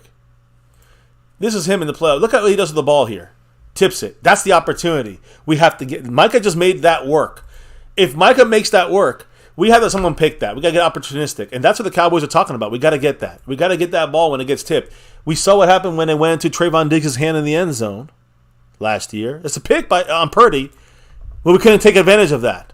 Micah is going to give us, he's going to get in there, he's going to cause problems, and that's going to be the key to disrupting Purdy, getting him a little bit nervous. He's going to get the ball out accurately and fast, but if he takes one step of hesitation, he's going to get rocked. He's going to fumble. Hopefully we pick it up, and he might have to make a mistake here and there, force into mistakes. That's my hope. this weekend with our defense and Micah and his domination. Yeah, you see, I'm sorry. I'm a Bruce. A turnover is a turnover. Like, I agree. I don't care if we get it through the air, on the ground, I agree. the side, the back. I agree 100%. I just think you're talking about the biggest, it would make an impact either way. But in this kind of game, but interception is. I agree. CBS Sports. More CBS Sports is sucking his nuts because he hasn't thrown an interception this year. The only guy, so that makes people shut the fuck up. You know what I mean? And Jason Raffle with a $2 holler. A 1-2 J. Lou. What did the man say? No more 1 step forward, 2 steps back play calls. I'm with you on that. McCarthy showed a couple of those taking a step back on a play call in the red zone a couple times this year already. So we got to see that improve, right? Yeah, back to you, baby. Yeah, no, I'm saying now when it comes to the injuries, and I'm going to take a step back to the offensive line injuries on our side for a minute, but let me just say about the Niners situations and injuries, all right? Let me get that off the screen here. Let's focus on the Niners for a second. And, we're going to, how about we just put this up? Say, fuck it, Niners suck. Did not practice today. John Feliciano, that's their offensive lineman, that's their starter, and he's still in concussion protocol. I don't see him getting on that field against the Cowboys. That's a major hit for him. It's a big blow. For their offensive line against our defensive line. You guys feeling me on this? Timing. Running back. We know McCaffrey's good to go, but Elijah Mitchell with a knee issue. I think he missed last week. He's hurt again, and he still didn't practice. So those two guys, a lot of guys were limited yesterday, but now those are the two guys that did not practice at all. Limited today, linebacker. Dre Greenlaw. We're going to talk about him in a little bit. He's a starting linebacker for them, major player for them. Again, not saying he's going to be gone or not. He was not on the list yesterday, but today he is limited. It must have been something like we had with an in-practice tweak. So he had an ankle injury. We don't know how serious it is, but Dre Greenlaw, I hope he's in there. I'll talk about this in a minute a little more. I have a little more information on these guys. Defensive back, cornerback, former Cowboy, former Chief. We traded him for like a bag of chips. We traded him away for a bag of chips. Shavarius Ward, who's their number one cornerback. We know Shavarius. Cornerback, he has a heel injury. Also kept them limited today.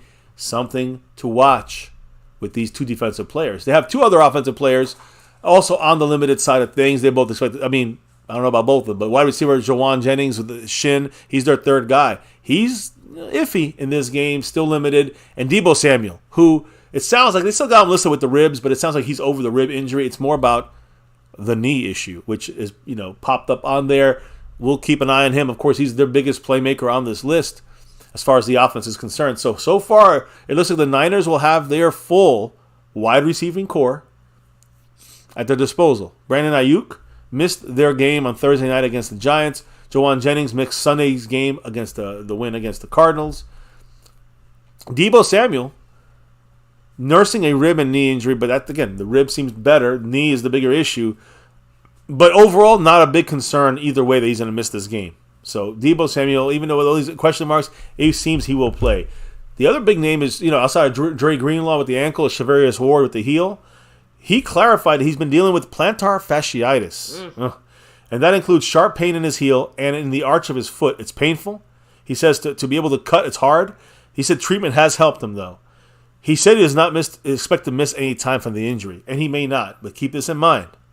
That is another thing. You saw how it impacted Amari Cooper. Yep. Yeah, he played, but he certainly wasn't the same, and you could see that he was a little bit limited and couldn't do the same things he used to. That's something to watch. I don't even know if that's going to be a key yet, but no matter what, you key on the fact that... Keep your eyes open. Yeah, Shavarius Ward, he will be slowed a little bit from this injury, so we shall see how this presents itself on the game against the Cowboys. Now, we'll get into the defense a little more detail. We're going to go into the offense here as far on our side of things. We talk about injuries, talk about some of their defensive players.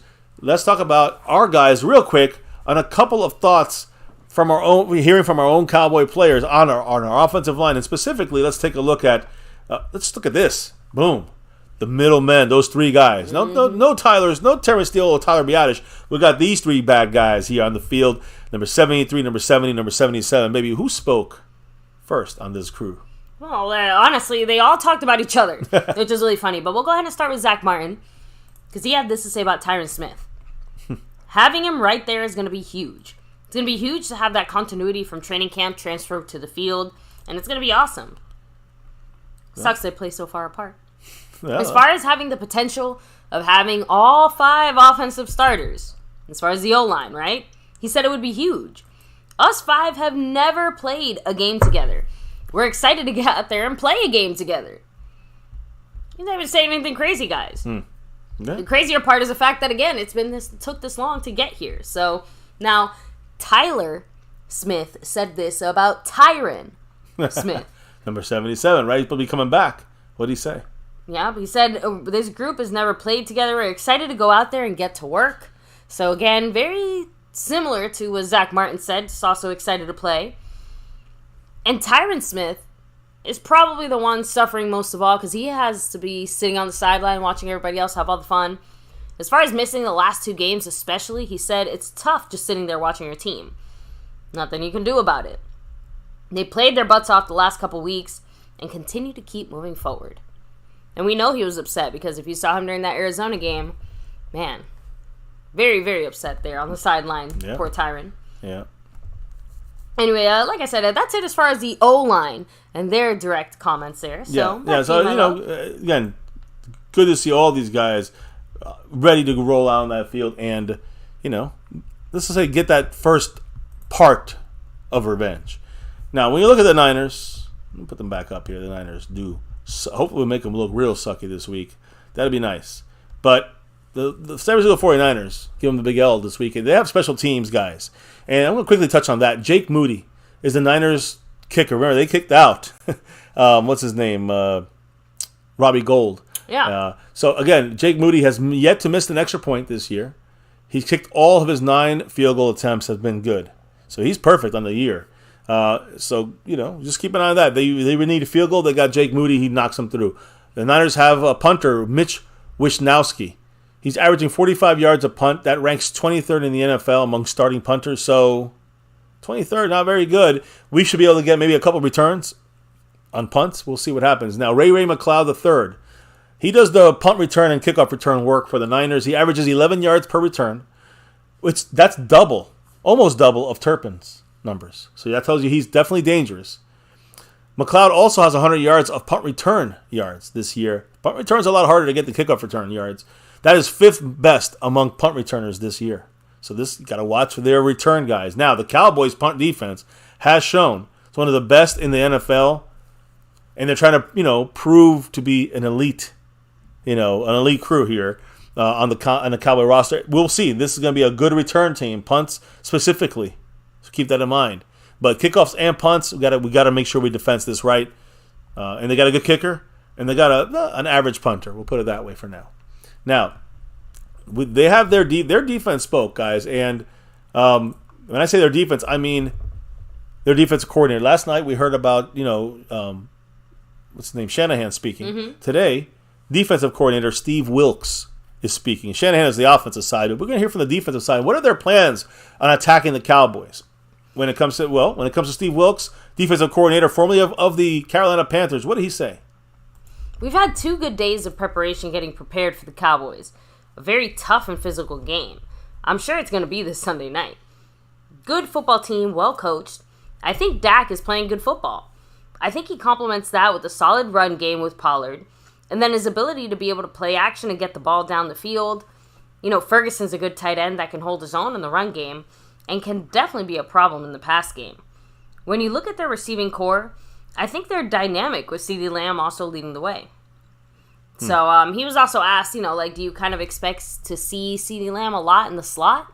Heading into this game, he said they move him around quite a bit, but they're always trying to find and create matchups. So, yes. Well, that almost sounds like he's admitting to a weakness at the slot, but I guess we'll talk about that later, won't we? Trust me, we're gonna touch on that, but tomorrow, the next day, we're going to focus on that. So, yeah. Yeah, and I already had brought up before, thanks to a very helpful person in the chat, hey, Tony Pollard was doing some stuff against you guys, and he, Wilkes was kind of asked, do you think Pollard is going to look just as good as he did last time he played you guys? He said, to be quite honest, I can't even tell he had an injury. That's how well he's running the ball.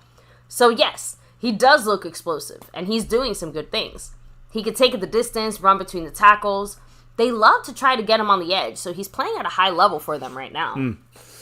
Hey, I'm seconding that. I think Pollard is not even thinking about that injury, but you know what? In this game, he's thinking about how he can run over the Niners, not about the injury. Because Yeah. he needs that payback after what they did last year to us. It feels like To him. pretty much every Cowboy on our team, for one reason or another, has something to kind of prove in this game for a variety of reasons, right? Yeah, Thank you so much, Jason Raffle, Yes. by the way, with that $13 holler. You know what he said? Go Cowboys! You know it. Much love, Jason. Appreciate you. And, he is chipping away at Mark Hovsepian's stream boss there and getting closer and closer. I think he may be... He's close. He's close. He's almost to the next level up on the overall board. Much love to Jason Renfro and that Go Cowboys. Woo. So, by the way, kind of rolling with the rest of what he said, and we are getting towards not the end of it, but Close to the end. Yeah. But he was asked, how creative do you think you have to get calling blitzes against guys like Dak as opposed to like other quarterbacks maybe you face? Remember, Dak's now a freaking old vet. He said, I think you always have to be creative in regards to personnel. You mentioned scheme and what they're trying to do. That also affects who you have on your side of the ball. So we're definitely about changing things up each week based off of each week and who we're playing and our opponents.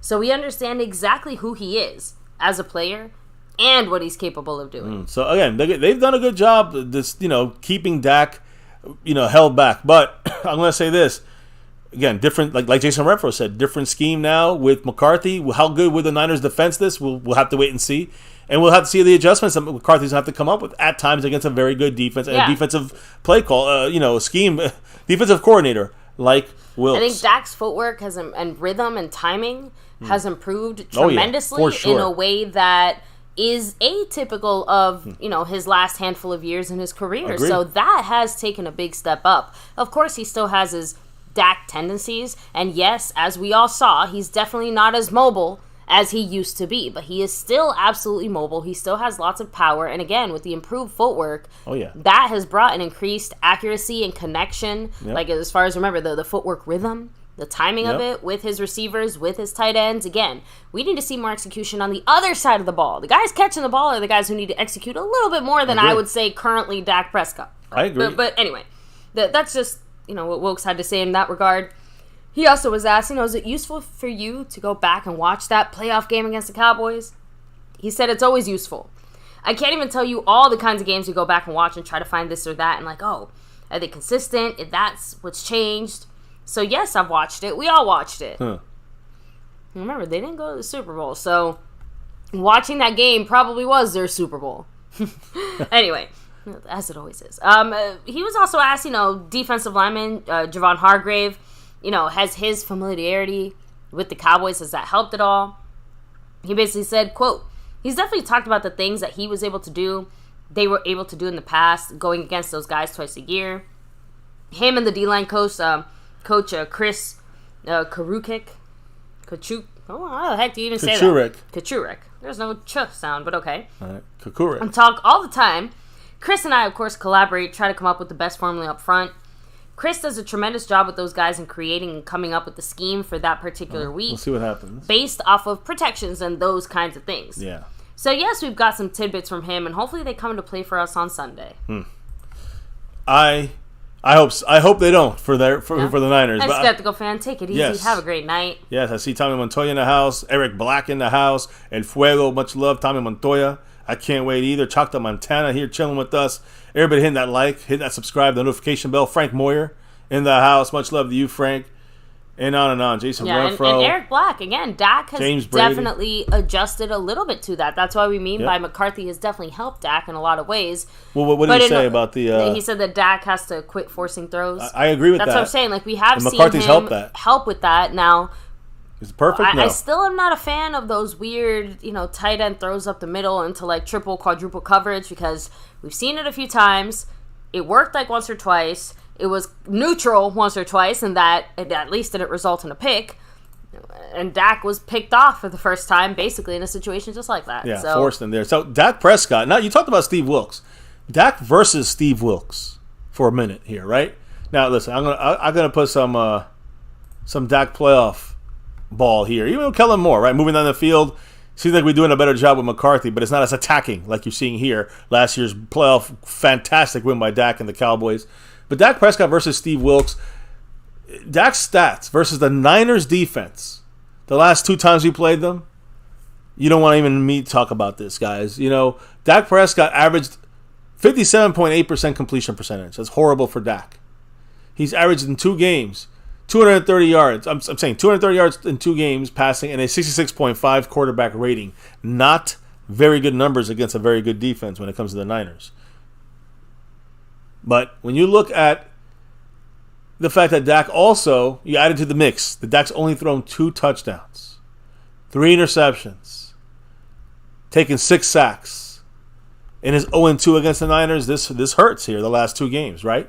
So the one thing that we just discussed, right? You talked about Steve Wilks. Where's that defensive coordinator that we've heard about, right? He's gone. We know this, right? DeMarco Ryans. You know who knows about him? Eastside Harold. He's their head coach over there in Houston, right? So he's again now out of the picture. They have good players on defense.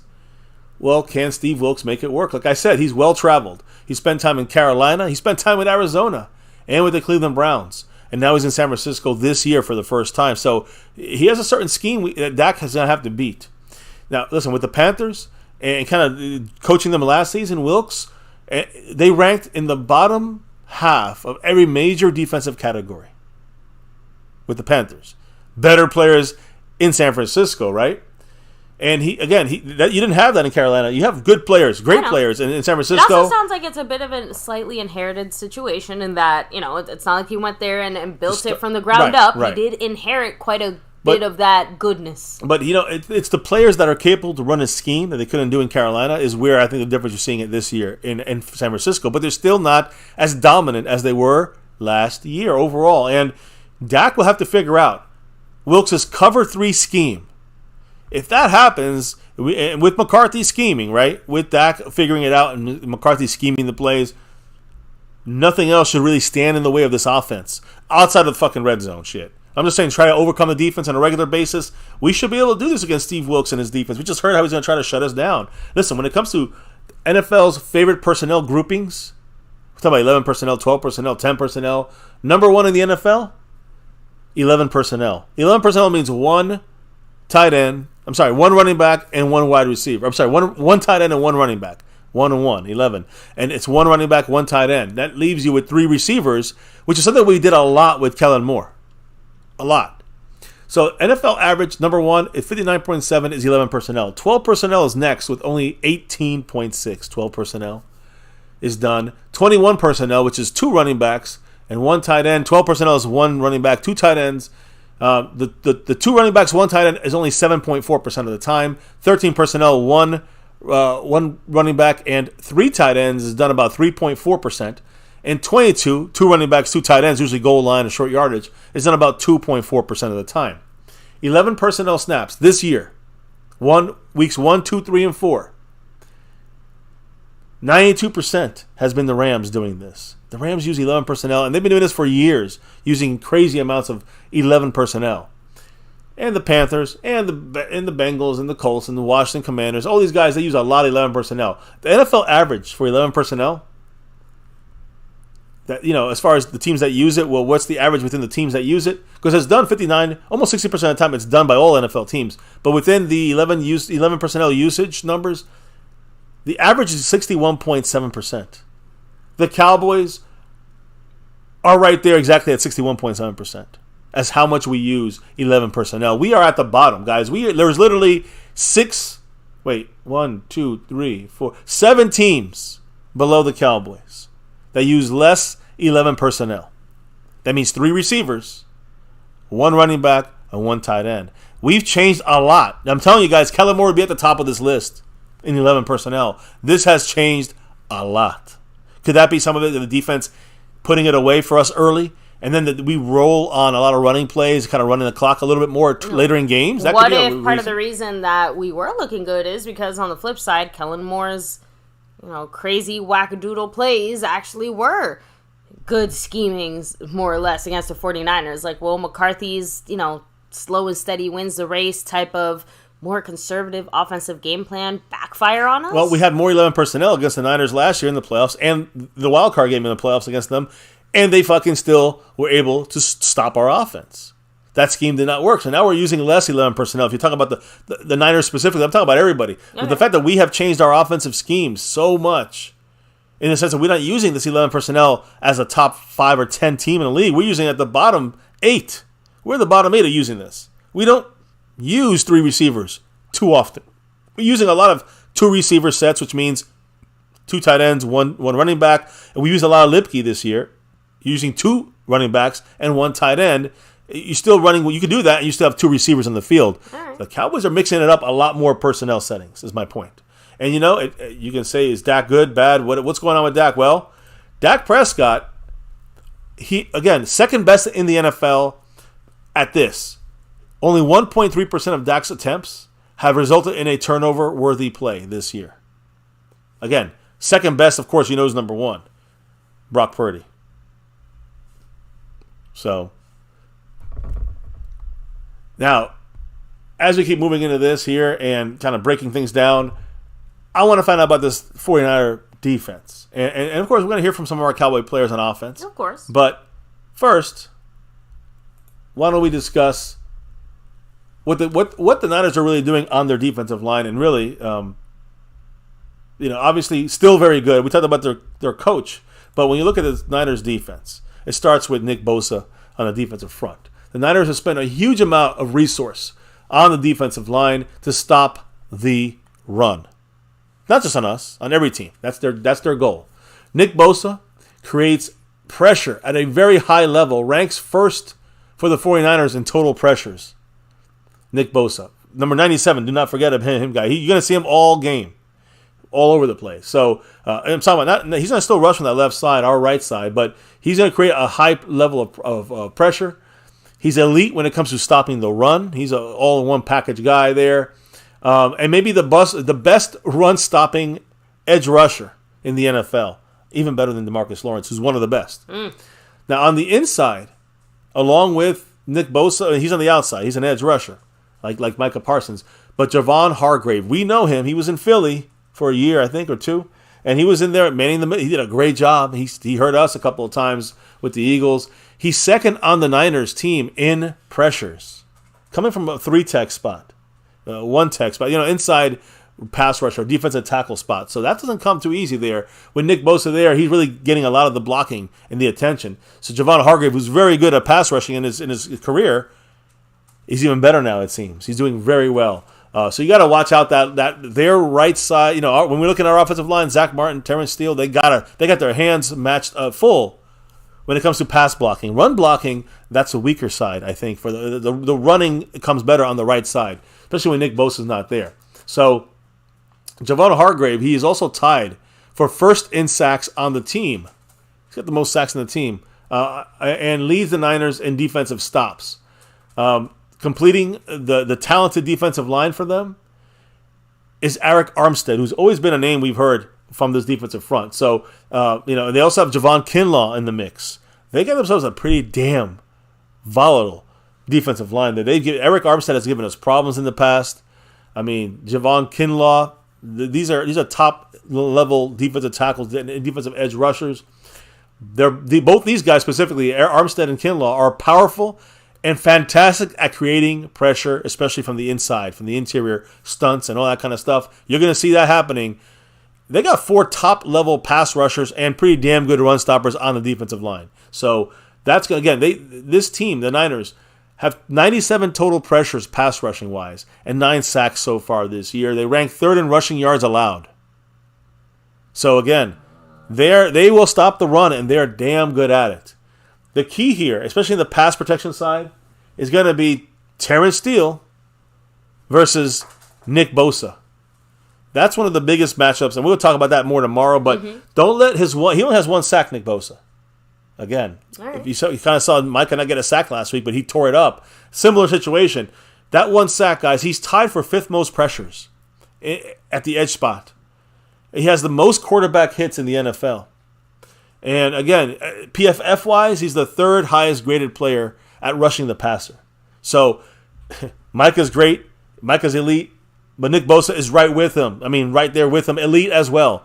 So Cowboys see it at practice. Hopefully the Cowboys will be able to be ready for what Nick Bosa is going to bring. Remember, Terrence Steele went up against his brother, right? Yeah. With the Chargers for his first start, last year when we lost or 2 years ago when we lost Tyron Smith and Lyle Collins, and he stepped in there and shut down brother Bosa here for Nick's brother. I forgot his Joey Bosa. He shut him down.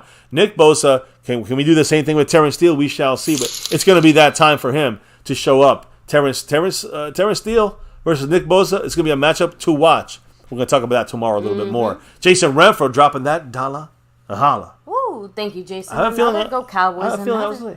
Dropping of the emojis. I had a feeling I wonder what he was going to say. I thought I could. I thought there was something new coming up. I don't know if I can do that. Let me see. I guess not right now. But there was. You gotta remember, it's a new feature. It might be rolled out. Yeah, the new feature coming up when you drop super chats, we can heart it or like it. I'm trying to see if there's a way of doing that now. But I don't see it on my side of things, so I apologize. Although, let me see. No, I can't do it. So yeah, I'm sure YouTube. They're slow on the uptake on some of these things. Yeah. So we'll see what happens. Anyways, when it comes to their defensive line and our offensive line, we talked about their defensive line a lot. The Cowboys' offensive line allowed 6 sacks this entire season. That is the 4th fewest in the National Football League, which means we are definitely the scheme by McCarthy, Dak's ability to get the ball out quick, and whatever the offensive line's been able to do so far with a lot of injured guys, we still only allowed 6 sacks. It's the 4th best in the NFL. The Niners on defense have only recorded 9 sacks. That is the 6th worst in the NFL. So, even though they create pressure, they create all these things, they're still not a team that's getting a lot of sacks. And we are a team that's stopping a lot of sacks. We don't allow any sacks, really, at all. So that's a key thing to keep an eye on in this game. And now we got our full-fledged, we didn't have our 5 guys in there. Now we got all 5 guys, knocking on wood, possibly this week. That could be a major... That's a major upgrade for our offensive line. Then Tyler Biadasz, actually. You guys didn't expect I'd bring him up. We brought everybody up but him today. But I'm bringing him up again because Tyler Biadasz in the middle at center versus, we're going to talk about linebackers here. You see number 54? Fred Warner. He is the guy you want to, you're going to want to kind of keep an eye on at the linebacker spot, stopping the run. He's picked us off in the, when we throw the ball into the center of the field. So you got to watch Fred Warner. He's kind of like their quarterback, with the green dot. And Tyler Biadasz is going to make the offensive line calls here. So this is a matchup. They're not really playing each other. In the run game, they will be facing each other, right? But it's not a physical. I'm not talking about the physical side here. What the defensive coordinator Wilkes likes to do is send Fred Warner, number 54, on a blitz in the A gap. Now, we know we've seen that from Micah coming up the middle. So who's going to be the guy sitting there? It's going to be Tyler Biadasz. So if Wilkes throws in number 54 to blitz up the middle, it's going to have to be the impactful side of this is going to be the pre-snap stuff. And that's what I'm saying. You see Tyler Biadasz making the call, communicating with his offensive lineman. That's what he's going to be seeing when he sees Fred Warner coming up. They all got to be on the same page of how they're going to handle this block. And they talk to each other with code, and they don't know what to do. But that's the thing, guys. Biadasz makes these offensive line calls. And Fred Warner is going to counter the defensive calls. So they're going to be. That's what the coach is right now. Not of course, Dak's the coach overlooking the whole pass and run game, but offensive line, it has to watch that linebacker, what he's doing, and the way, because he's making the changes in the defense, and Biadasz has to be on the same page there. Major little kind of mind game, you can say, between 63 and 54. Making the correct calls on pass protection is not a small task. It's a hard thing to do, especially against a defense like the Niners. Going to strain us inside all day. Biadasz versus Fred Warner, 54, is going to be a chess match on that field. Specifically, Fred Warner is their main guy. But they got Dre Greenlaw, who's also a linebacker who's been banged up and injured, right? Just got banged up in this injury report we just heard now. So we're going to still see how he does. He's a major factor for them. But Fred Warner is the man, right? They both ranked top 10 in total tackles this season. Dre Greenlaw, had the 9th most defensive stops among all linebackers. Since coming in the league in 2018, Fred Warner has been one of the most elite players at that linebacker position in the NFL. He plays almost like an oversized safety, but still has the instincts, the ball, to find the ball carrier and stop the run. He has the coverage ability. He picked us off last year when Dak threw it to CeeDee Lamb, and a bad choice by Dak. But Fred Warner wins with fantastic athletic ability, and he has good enough length and fluid hips. He's fast. He changes direction. I mean, one of the best in the NFL at linebacker, changing directions. and he's very reliable. A lot of the Niners' success in stopping the run, why do they stop the run? Because of their ability at the linebacker spot. And I'm talking about Dre Greenlaw, who's banged up. We're going to watch that. And, of course, number 54, Fred Warner, who both these guys always seem to be in the right place at the right time with purpose and attacking abilities. And that's what I'm trying to say. That's one thing is the play calls, and then the thing after that's going to be not just Biotish, but then if we're going to run that ball, this is going to be a major battle in there. So I know that Dak spoke. Mm-hmm. He's going to be facing the defensive front here, right? I'm going to tell you. I'm going to get to we'll get to CeeDee Lamb in a little bit because he's going to talk as well. But Dak Prescott is going to have to go and attack this Niner defensive line, whether it's the run, the pass.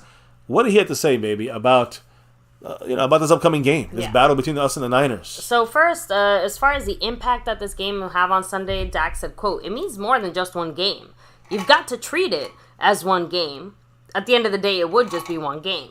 But understanding these guys are undefeated, fighting for the 1 seed, we're always trying to get every game that you can. You don't go into any games thinking, oh, we don't need this one, or this one is as big a deal as that one. But from a team that's been consistent as consistent the past few years, knocked us out of the playoffs in the last few years, there's a lot we can gain from this win that makes it definitely more than just one game." Yeah. No doubt. We all know that there's playoff implications. This team is focused. So as far as actually having Pollard, fully healthy for this whole game, Dak said having him healthy and the way he's going to come in and play, and the way we're not only going to feature him, but the rest of the guys here as well. I mean, Rico Dowdle's been playing well. Deuce Vaughn is getting us some time, just continuing to spread the ball out like we have. And we have playmakers.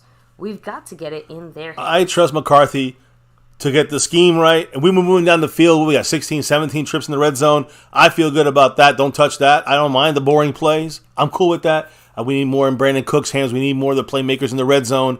But yeah, in the end, get the damn ball in the playmakers' hands. You see what happens when we do that? We're successful. Very successful. Why do we stop in the red zone? I don't know. We'll see. Now we have a full 5 on the offensive line. Knocking on wood. It should happen. Hopefully it happens. No setbacks. We're going to have it. That's going to help Dak and McCarthy figure out the run-pass ratio attack against this Niner defense. Like I said, we're going to talk more about them tomorrow and the next day about the keys and the matchups to watch. But they're very good. But they're not scary.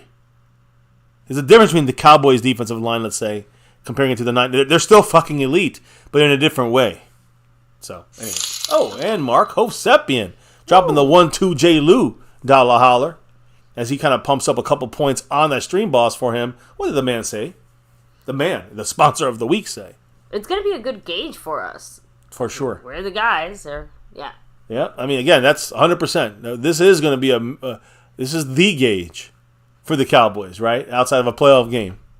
This is the big one here. This is the one that really shows you if we lose by 1 because it was a hard-fought game, and I don't want no moral victory, but the point is for the playoffs, it could be a very needed lesson. Although I think we had 2 years of this. I hope we fucking learned finally so we can put out there a team that's going to actually go in there and just take this win.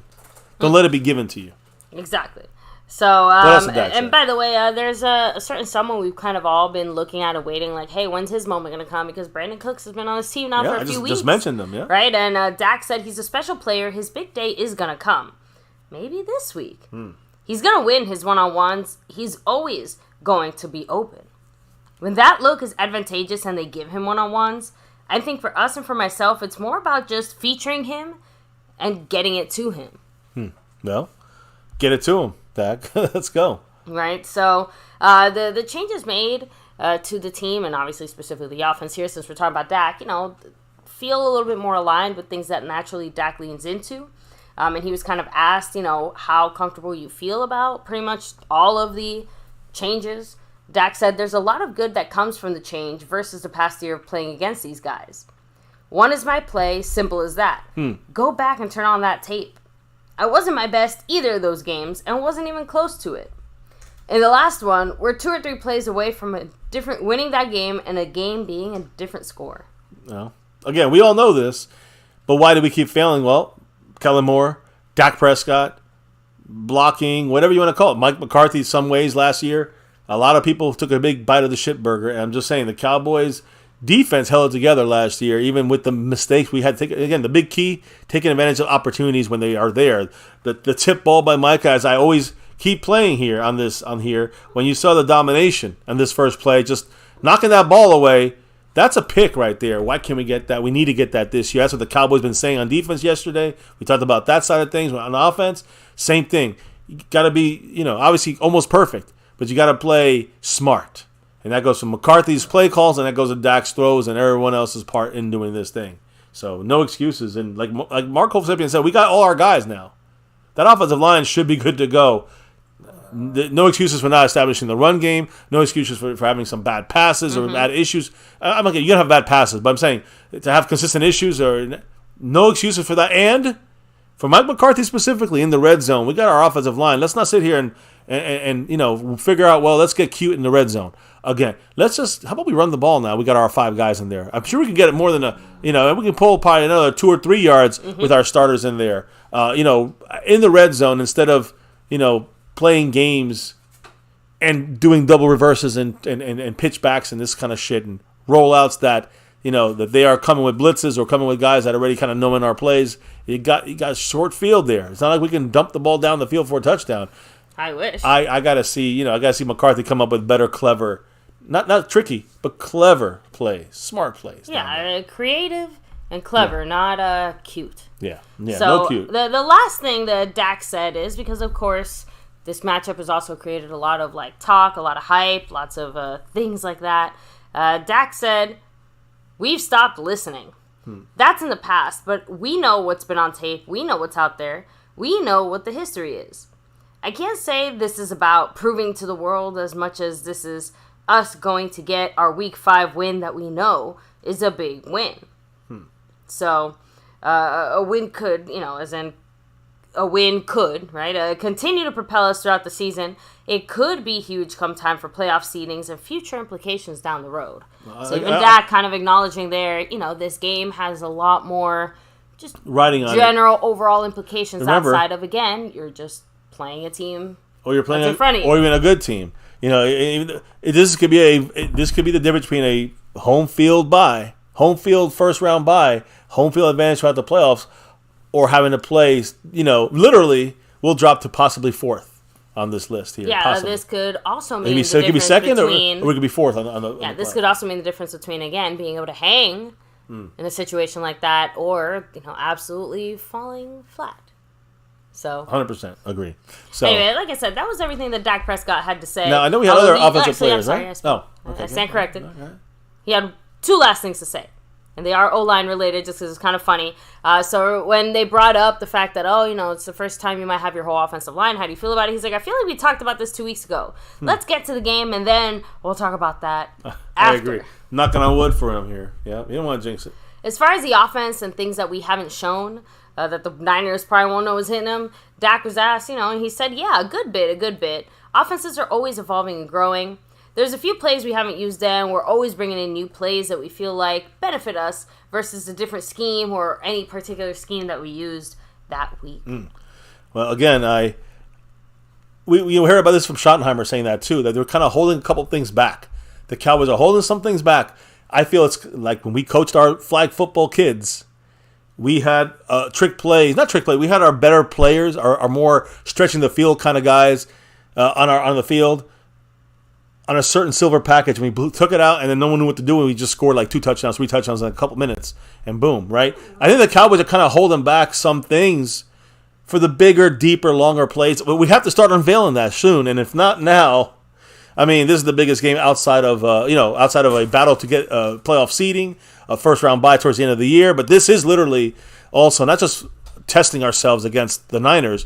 More importantly, this is a game that can mean the difference between a first round bye or not. And in our little flag football coaching league, baby, we did our jobs here by making sure these kids, were consistent going down the field, no mistakes on offense, and had our special offensive set to go in there and we hid that from the defensive side, from the opposing teams. But our defense from the beginning, we practiced plays specifically for later in the season or tougher matchups and stuff that we didn't use until the playoffs. Sometimes some of them. So we did this, but the thing was, why were we able to do this? Because we had a great defense. And what do the Cowboys have? A great fucking defense. And we had a great defense. We allowed 6 first downs the entire year, no touchdowns in our little thing. We prided ourselves on that because we knew we did this long enough. There'll be an interception, there'll be a turnover, we get short field, and we'll score. I don't think we brought up our silver package till like week 7. The playoffs were like week 9, right? So that's the way we did it. I wonder if McCarthy, Schottenheimer, you heard Dak just speak about it, just kind of unveiling things just a little bit later in the season, possibly, right? We'll see what happens with that. We'll see what happens. Much love to the man, Mark Hovsepian. With a big mahalo to you, Mark. He dropped that 5 on it. You know what he said? Let me know. Hit me with it. Time to take the next step. Agree. We kill crap teams, beat the occasional good team, but we lose to okay teams and get a great record, and then we lose in the playoffs. So we beat them 8-9. So we beat an 8-9 Tampa Bay. Yeah, I know. I remember the playoffs. I do. Trust me. I took that another way. We got to slay that dragon though, Tom Brady at least. But listen, we played a. Sound like I didn't think we had time. They weren't. What he's saying is not a great. They were not a great. But yes, a good playoff team. We're not beating Tampa Bay at their best, but what we did is still impressive in its own right. As we know, though, beating the ever-living crap out of the Buccaneers in the playoffs was just like the basic just entry. Yeah. Right? Like that's just the thing we had to do. Yeah, there was no choice there. Yeah, I hear you, Mark. Trust me. And listen, we thought that we were going to keep going with this and every week just kind of get to this Niner game undefeated, unscathed. We've been scathed by the Cardinals. Woke us up, or whatever you want to call it. But that's the thing here. This is the one. I'd rather lose that Cardinal game than they get blown out by the Niners in this one. I'd rather do that and see us. Even if we lose in some way in this game, I want to see us fight. I want to see this team care. And in the end, yes, I do want to win this game. But also remember, we got playoffs still. Playoffs. And if we get in there and we face this team, that's the game. I gotta see us win. There's no ifs, ands, or buts on that one. That's the turning the corner in my mind. We still got time for that, in my opinion. But yes, as a confidence booster, like Dak brought it up as well. Mark said it too. This is a big game. We turned the corner here. The team feels like we're real. It's not just, they think we're real. It's we know we're real. And that's a difference maker, not just for this year. It could push you for a couple of years with that propelling of that thought process. That has helped our 90s Cowboys when we were in a sense we couldn't win shit. And, man, we got through a corner there, beat a couple teams, got to the playoffs. We lost to the Lions. When we turned that corner, man, we knew we can go the following year. And we did. Won the Super Bowl back-to-back and then 3 out of 4 years. I don't forget. So, now, I don't want to overrun anybody else who spoke today. I know we had a couple more. That was all Dak spoke. I don't think we had any tight ends or running. I don't think Pollard spoke. He spoke yesterday. So, again, who was left in the mix? Just CeeDee Lamb, I think, is left, right? If I'm not mistaken. Yes. I just want to, before we get to CeeDee Lamb, though, let me just bring up what he's going to have to see on that field. Him and Gallup and Brandon Cooks and Tolbert. They're defensive backs. And you see that guy right there, number 7? That's Shavarius Ward. As I said, he's banged up. And so we'll have to wait and see. He did say he's going to be okay. He has plantar fasciitis. Do we attack him? He's their best cover guy. Remember, I don't want to get anybody pissed or triggered, but I'm going to remind everybody that we had this guy on our team. Cowboys traded him to the Chiefs for a shitty offensive lineman that we lost the next day in practice. He never played again in the NFL. Shavarius Ward went to the Chiefs, won a Super Bowl, became one of their top guys there, and then in free agency signed with the Niners. And he's their top guy, but he does have plantar fasciitis. And he does have an ability to cut as well as he used to. As far as, when he has this flaring up, which he admitted it's happening. He's got it worked on. He's feeling better. He's going to play. We attack him? It depends, right? But he'll be a guy you'll be watching to see if he's able to, fully be 100%. Let's put it that way, on the field. You remember, he was back in our squad in 2018, Shavarius Ward. Now he's helping defend one of the best defenses in the NFL and has found success in the past against our Cowboys. In fact, the playoff game last year, he was the guy we talked about Fred Warner getting a pick. The first pick, which was thrown to Gallup, Shavarius Ward took that one. So, yeah, he was involved there, guys. He has good length, he has good speed and athleticism to consistently make a play on the ball. His best trait in coverage, guys, is his ability to jam receivers at the line of scrimmage. And he does this consistently. Now, why did he go undrafted? There's a reason for that. I mean, we know if anybody else doesn't know, we know we the ones who picked them up undrafted. It was experience in college, guys. He was raw. He needed time to develop. And that's what he got with the Kansas City Chiefs and now with the Niners. He got that time. The Niners have a gem for them. They polished to play this position at cornerback at a high level. So their best cover corner is Charvarius Ward. But he has that plantar fasciitis, and that was something we have to look at. But you know what's even more important? Who's on the other side? Because this could be their big weakness. And his name is Diomador. Can you please say that name for me? Diamador? There you go. Diamador Lenore. At least that's how I would read it. Right, Lance Lenore. But Diamador Lenore is the Niners' other starting cornerback. Listen to these numbers, baby. He's allowing a 78% completion percentage right now against them. When quarterbacks throw against him, he is completing. I mean, he is allowing 78% of the passes to be completed against him. Attack Lenore. Again, I'm giving you a little preview, but we're going to talk about the other cornerback and the attack and the key to victory matchup wise tomorrow and on Saturday, because that it could be the offensive key to break this defense a little bit here. And again, we got our 5 guys blocking. Can we get Lenore, in a cover situation, whoever we're sending at him, I don't care. Attack this man. 78% completion percentage. He's a twitchy athlete, and he's very physical. But his issue is one of the big problems with him. He's only 5'10". So he can get to, even though he's physical, he gets taken advantage when it's a high lofty ball in the end zone or something like this. He's gonna get, again, we got those little red zone issues. We got to throw it at this guy and throw those fade routes at him, guys. So, again, he's a guy that really relies on physicality to win on deep balls. Something like Brandon Cooks could probably take advantage of, guys. And I know you say, well, what? Well, listen, that's something that the Cowboys can do with Brandon Cooks. We can do that with, I think, Michael Gallup. Any of these 2 guys, CeeDee Lamb as well. Any of these guys, any of our receivers can take Lenore and beat him on a fade route, can beat him down the field. Once we get out of our breaks, we basically can get the completion against Lenore, that whoever the receiver is. But who's in the slot? Because that's the other issue to me. Because we know CeeDee Lamb jumps up in that slot a lot. They have a guy named Isaiah Oliver. All right, he has occasionally struggled. All right, he struggled in parts of the season so far, short season, 4 games. But a guy like CeeDee Lamb could definitely in the slot expose Isaiah Oliver. And again, we can then really truly take this weakness and kind of I think the Cowboys could expose them, and CeeDee Lamb could take this weakness from someone like Isaiah Oliver in the slot, and I truly believe have a big advantage in the slot. And so right now the receiver side of things, secondary side, they got Charvarius Ward who's banged up. They got Lenore, who is allowing a 78% completion against them. And the slot guy, Isaiah Oliver, has been struggling this year. Their defensive backs, other than Ward, who is, again, plantar fasciitis, they're not at their best, at their healthiest, and that's definitely one of their weaker spots on the field. So cornerback side of things, if we have time to throw, that is the key here. We got all 5 offensive linemen back, hopefully. If we got all 5 guys, we should have time to throw, and guess what? We should be able to pick apart, not consistently, we should have our opportunities against the secondary of the Niners. And again,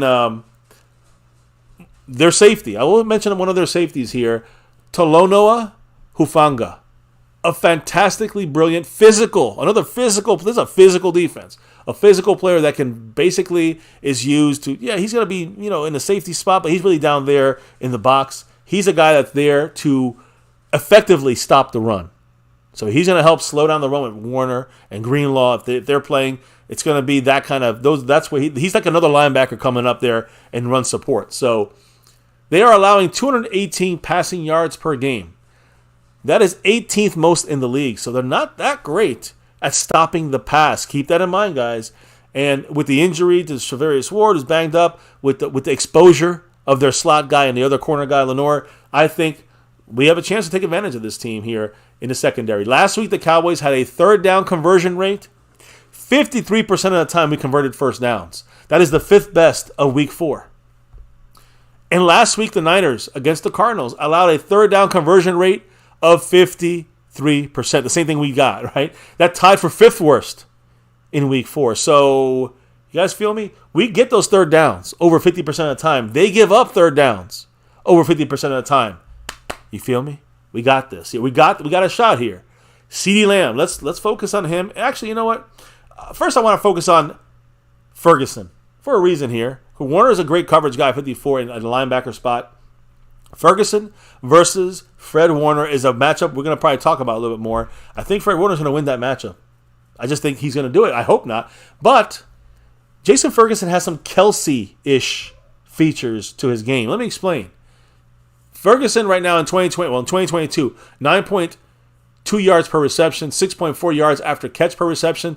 Passer rating when targeted, 129 for Dak when targeting him. Travis Kelce last year, 12.2 yards per reception, a little bit more. 6 yards after the catch, a little bit less. And a passer rating of 118 when targeted, a little bit less. So in those ways, you can see Ferguson being Travis Kelce-ish. Now remember, we also know that Travis Kelce didn't, play the whole season, and Ferguson played I think he had like 20 targets, so not many a big sample size there. But when you look at again the PFF numbers on this, and you take Jake Ferguson, look what he's done. Missed tackles. He's caused 8 missed tackles in 4 games. That's superb by a tight end, guys. That's number 1 amongst all tight ends and creating, and basically making defenders miss tackles. Jake Ferguson is the best tight end that does this. 4 games into the season.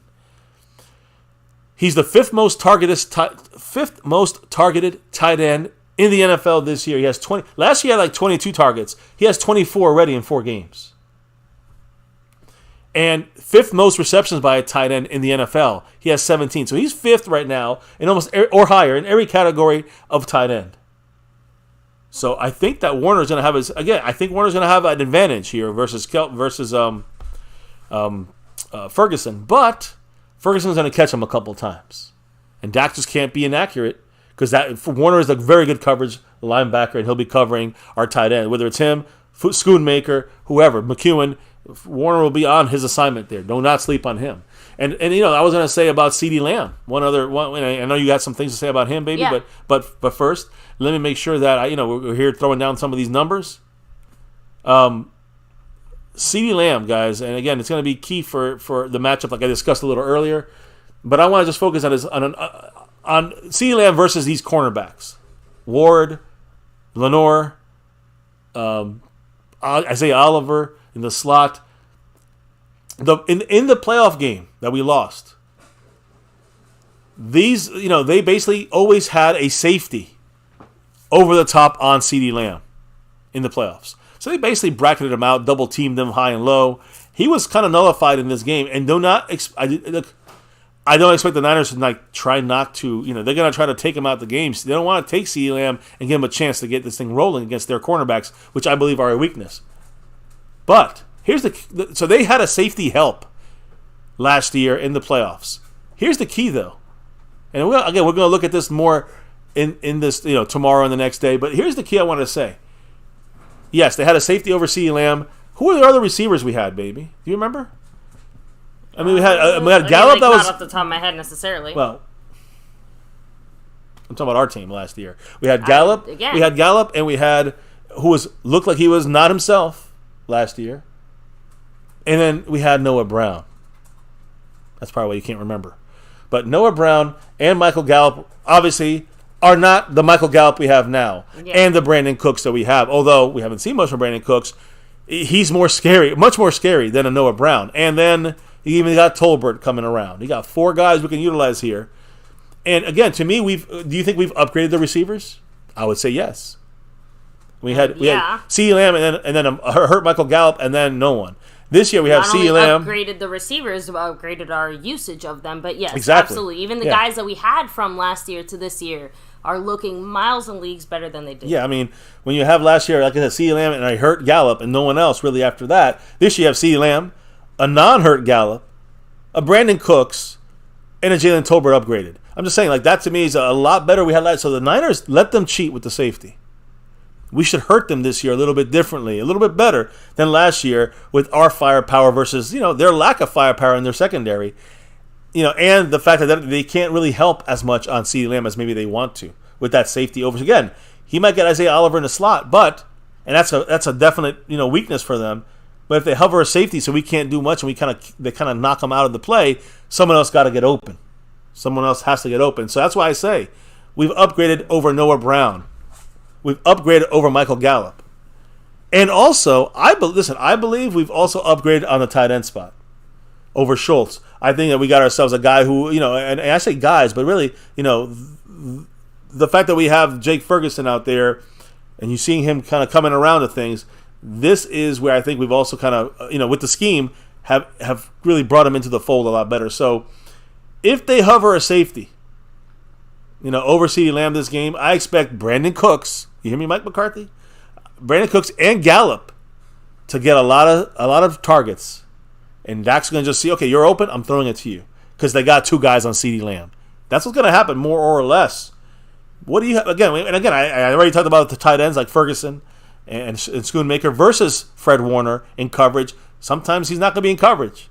Dak's going to hit them up too. So, again, we can beat this team, guys. It ain't just like wishing it away, wishing we can beat them and not really having a chance. We got a shot. There's a lot of openings to beat this team. We just got to play much closer to perfect than we have been the last 4 weeks. Let's be real. And that's on offense and defense. So we got to have our best game of the year, this one, to beat this team, in my humble opinion. What does CeeDee Lamb have to say, baby, when it comes to this battle? And again, he's double teamed. He's taken out. We got other guys that are better than last year open now. You hear me, Mike McCarthy? You hear me, Dak Prescott? Both this has to happen. It's just that if it don't happen, they're going to be able to control the game. So I believe that's the goal for our Cowboys in this game against the Niners when we're looking at our passing game. What does CeeDee Lamb have to say, baby? Well, first he touched on his, of course, sudden appearance on the injury report. Okay, the knee tweak, the rest day. Yeah, so he said, I'm straight, I'll be out there, I'm good. So honestly, sounds like just good old-fashioned bumps and bruises. Thank goodness. We're good. We saw him today fully padded up, full practice, even with the knee. He's good. And especially important because even he acknowledged, quote, it's going to be physical just in this upcoming game. You can scheme up any play you want, but at the end of the day, you got to beat the man that's in front of you. And we talked about all 3 of the guys. Severius Ward, plantar fasciitis. Isaiah Oliver in the slot, not that good. And a guy who allows almost 80% completion percentage. Lenore, I can't say his first name. That's the guys you got to beat, and he can do that. Now, will they send a safety behind him? That's the key there. If they do, other guys will be open. Oh, speaking of a guy wide open for that touchdown, Mark Hovsepian with that 5 on it. Woo. And Mark said, I like San Francisco's defensive line a bit more than Dallas's. San Francisco's linebackers are better, but our DBs are way better than theirs. This is a game to exploit their DBs. Time for a head coach to adjust. I agree. I just said it a minute ago. McCarthy, you got to get your shit together. Dak Prescott, make sure you got your reads down. I don't want to hear about Jake Ferguson being open for a first down and you missed him like last game. That's the one I took shit for, even though Dak had a really good game. I admit that, and I'm loving that outside of that play, in my opinion. So, Dak, Mike McCarthy, get your reads right, get the plays right. Let's go. I think we can definitely attack this team. But Mark, the key here, Mark, I know he's dropping that 5 and he gave some knowledge, but the key is our offensive line, Mark. Knocking on wood, we might have all 5 guys ready to roll. What does that mean? That means Dak should have time. That means Mike McCarthy's going to expect Dak to have time. That means we can maybe do a tweak or 2 and open things up a little bit down the field. In the red zone, we shall see. But yes, you need that time to exploit and expose the secondary. We know when we made Anthony Brown look like an all-pro last year. Why? Because of Micah Parsons and that pass rush. So you can really improve your coverage with the pass. We have good coverage too, though, but everybody's helped with a good defensive line. And that's how the Niners do it. That's how they cover up their exposed secondary. And we should expose them, but we got our top 5 guys now. God damn it, let's go. First time in 2 goddamn years. No fucking excuses. Let's see what we got. Let's bring it. I want to see run. I want to see pass. I want to be able to be able to exploit them however we want and control the game. So anyways, I'm sorry, baby. Much love, Mark. Great comments there. 69 points from Mark Hovsepian. What else does CeeDee Lamb have to say, my love? Was actually it as far as the Cowboy things, but he did have a kind of funny little blurb as far as Oklahoma versus Texas this Saturday. He's like, my thoughts? Come on, bro. I got OU by 60. I was going to say, he's Oklahoma all the way. Mm-hmm. Oklahoma by 60, damn. I would say this. This is close to 60. This is negative 51. What does that mean? The Commanders now have a negative 51-point differential on the season. That's the second worst in the NFL. The only team worse than them, the Giants. I thought I'd bring that up since we just saw the Commanders play tonight. The NFC least really has it all. Yeah, the beast and the least. Yeah, I'm telling you, that beast of the NFC look all but dissipated now with the Giants and the Washington Commanders winning 3 games in 5 weeks so far. Not very good for the NFC East, but the rest of it lost 1 game in 4 weeks so far. So, there's a hierarchy here. Cowboys and Eagles at top, Giants and Washington a bit farther down, right? CeeDee Lamb's going to torch the secondary, or another receiver should be open. Either way, they got a tough defense, but they're not scary. I think we're scarier as a defense than they are. But I also think they are maybe more consistent as a defense, stopping the run for sure. And they stop the run, you can bet your ass they're stopping that run. And they control the game a lot more if they're able to do that. So, there you go. That's the breakdown, guys. I hope you enjoyed that. Niners still suck, so fuck the 49ers. And get your last comments in because we're doing the shout-outs now, guys. This is the wrap-up here of the show. Yes, and Justin D in the place to be. Much love. Fuego 2.0 said, in other words, play this fucking game like it's a Super Bowl, damn it. Let's fucking go, Cowboys. I think the Cowboys have that mindset of payback from knocking us out of the playoffs. That stings more than just a bad loss or a loss in the regular season, right? Oh, yeah. So, let me see here. We also have Asmodeus in the house. Much love to you. Wilson Santiago, hello and hi. Dirty South MVP representing, of course, Fuego 2.0. We have Asmodeus in the house. Ready Red, what's up? Ready in the house. Ready Red, much love. Yeah, that's as far back as I can go here. Let me see. That's it. Nope, sorry. Stone Dex. Stoned Immaculate 2. Yeah, I was kind of glitching out for a second. I'm like, it didn't really let me go back. We have Getting Money in the house here. Tokyo. Mark Hovsepian, of course. Love, yes. We got to remind everybody. Toxic Juice. Jason Renfro. Asmodeus. Frank Moyer. Getting Money. Stoned Immaculate 2. Yeah, that's as far back. Well, I do want to say a couple of things before we get out of here. First and foremost, much love to the sponsor of the week, Mark Hovsepian. Yes, a big mahalo to you, Mark. Yes, much love, Mark. 69 points on the Stream Boss. He's got 2 out of the 5 boards this week, and then you know why he's here, baby. Snug X, 8 weeks in a row, 2 months as our Cash App King. Much love to him. The leader right now, you guys know him. It's the Lunatic, and you know what he does. You know why he's here. Much love to the Lunatic. Which I'm going to bring him up another minute here, baby, because we got to talk about his raffle before we get out of here. Of course. And then we also got the gifting champ, Mr. Jason Renfro. Much love to him. All these guys you're hearing are on the boards, on our overall board right now. And then you also have the gifting leader currently. It's a tie. Skeptical fans tie with De Lunatic. Yes. Skeptical fan, by the way, baby. Currently coming for that sponsor of the week. Oh. Remember we talked about the fact that if you're in a sponsor of the week like Mark is, this month, we'll have 4 names. We're going to put in a raffle. Someone's going to win a very nice prize here from MyCowboysFamily as our sponsor of the month. So keep that in mind. Mark's already got 1 entry in. I mean, if he wins it every week, he automatically wins the MCF, prize. You get shirts or, we got a lot of other things to choose from. We talked about that. It's in our store if you check it out. But much love to everybody who's going to be on that board. And right now, Skeptical Fan trying to come for the week 2, October week 2. Sponsor of the week to get entered into that raffle. Right now, though, he's in first place on the overall board. But, baby, the Lunatic's in second place on the board. This is a special week for the Lunatic here at MCF because he's dropping this week, the Lunatics, week 5 double jersey raffle. Really quickly, baby. We know about the sewn and stitched jerseys. We know the quality. We know the different players. There's 30, 40 different players to choose from. But explain how people get into this thing. There's going to be 2 jerseys raffled off. We're going to have 2 winners. Yeah. How do people enter for a raffle entry or more? Yeah, if you drop $10, bam, automatically entered. And that is cumulative, right? So if you drop a 2, you drop a 2, you drop a 2, then all of it adds up. Stacks up for that entry. And, of course, just like always, membership does have some bonus perks. If you get in, if you drop that 10, if you have a membership, what happens if you have a membership? Bam, you get an additional bonus entry. That's right. So, I mean, I'm just saying, like, we already kind of mentioned the fact that it's the 2 jerseys. Again, your choice of, the players that are available. And a huge shout out again to the Lunatic. Yes. For making it happen Much here. love. Pinche Cowboys. The Lunatic. Yo, Cowboys. On that note, though, baby, anyone else shout out? Or are we good?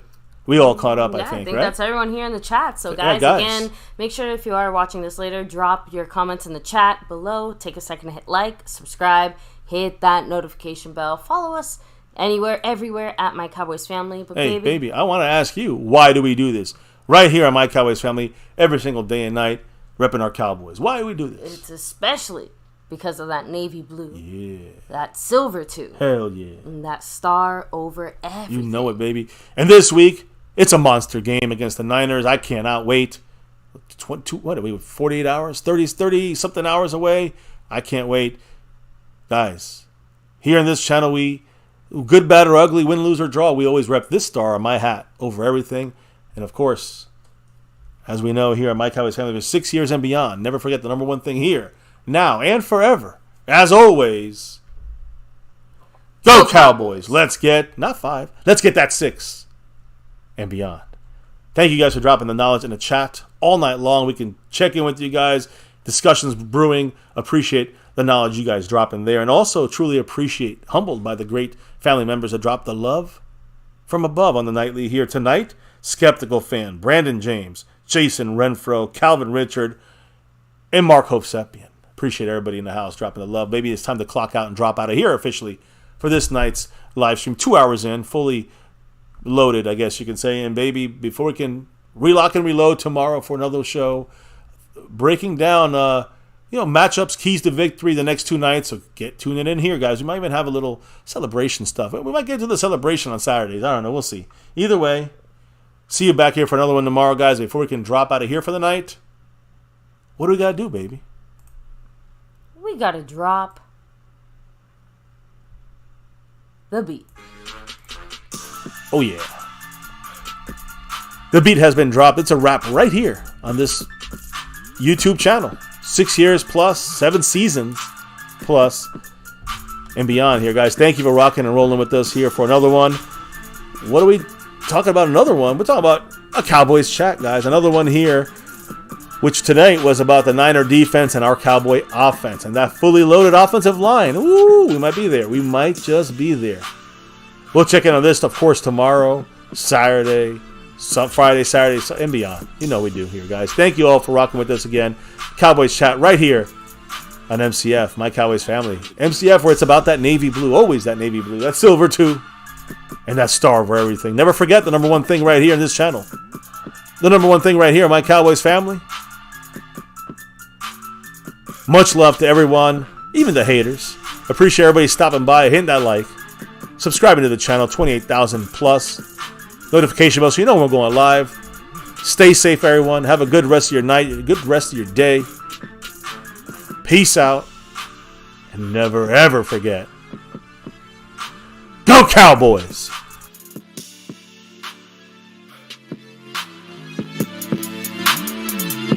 Monk on the beat.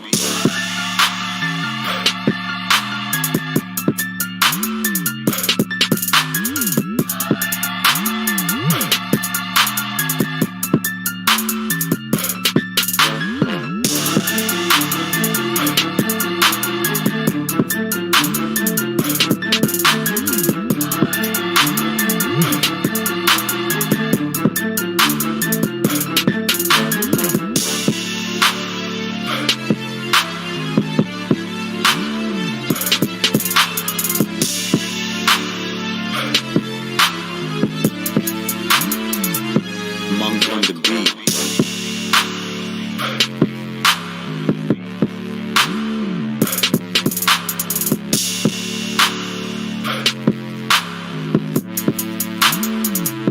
Monk on the beat.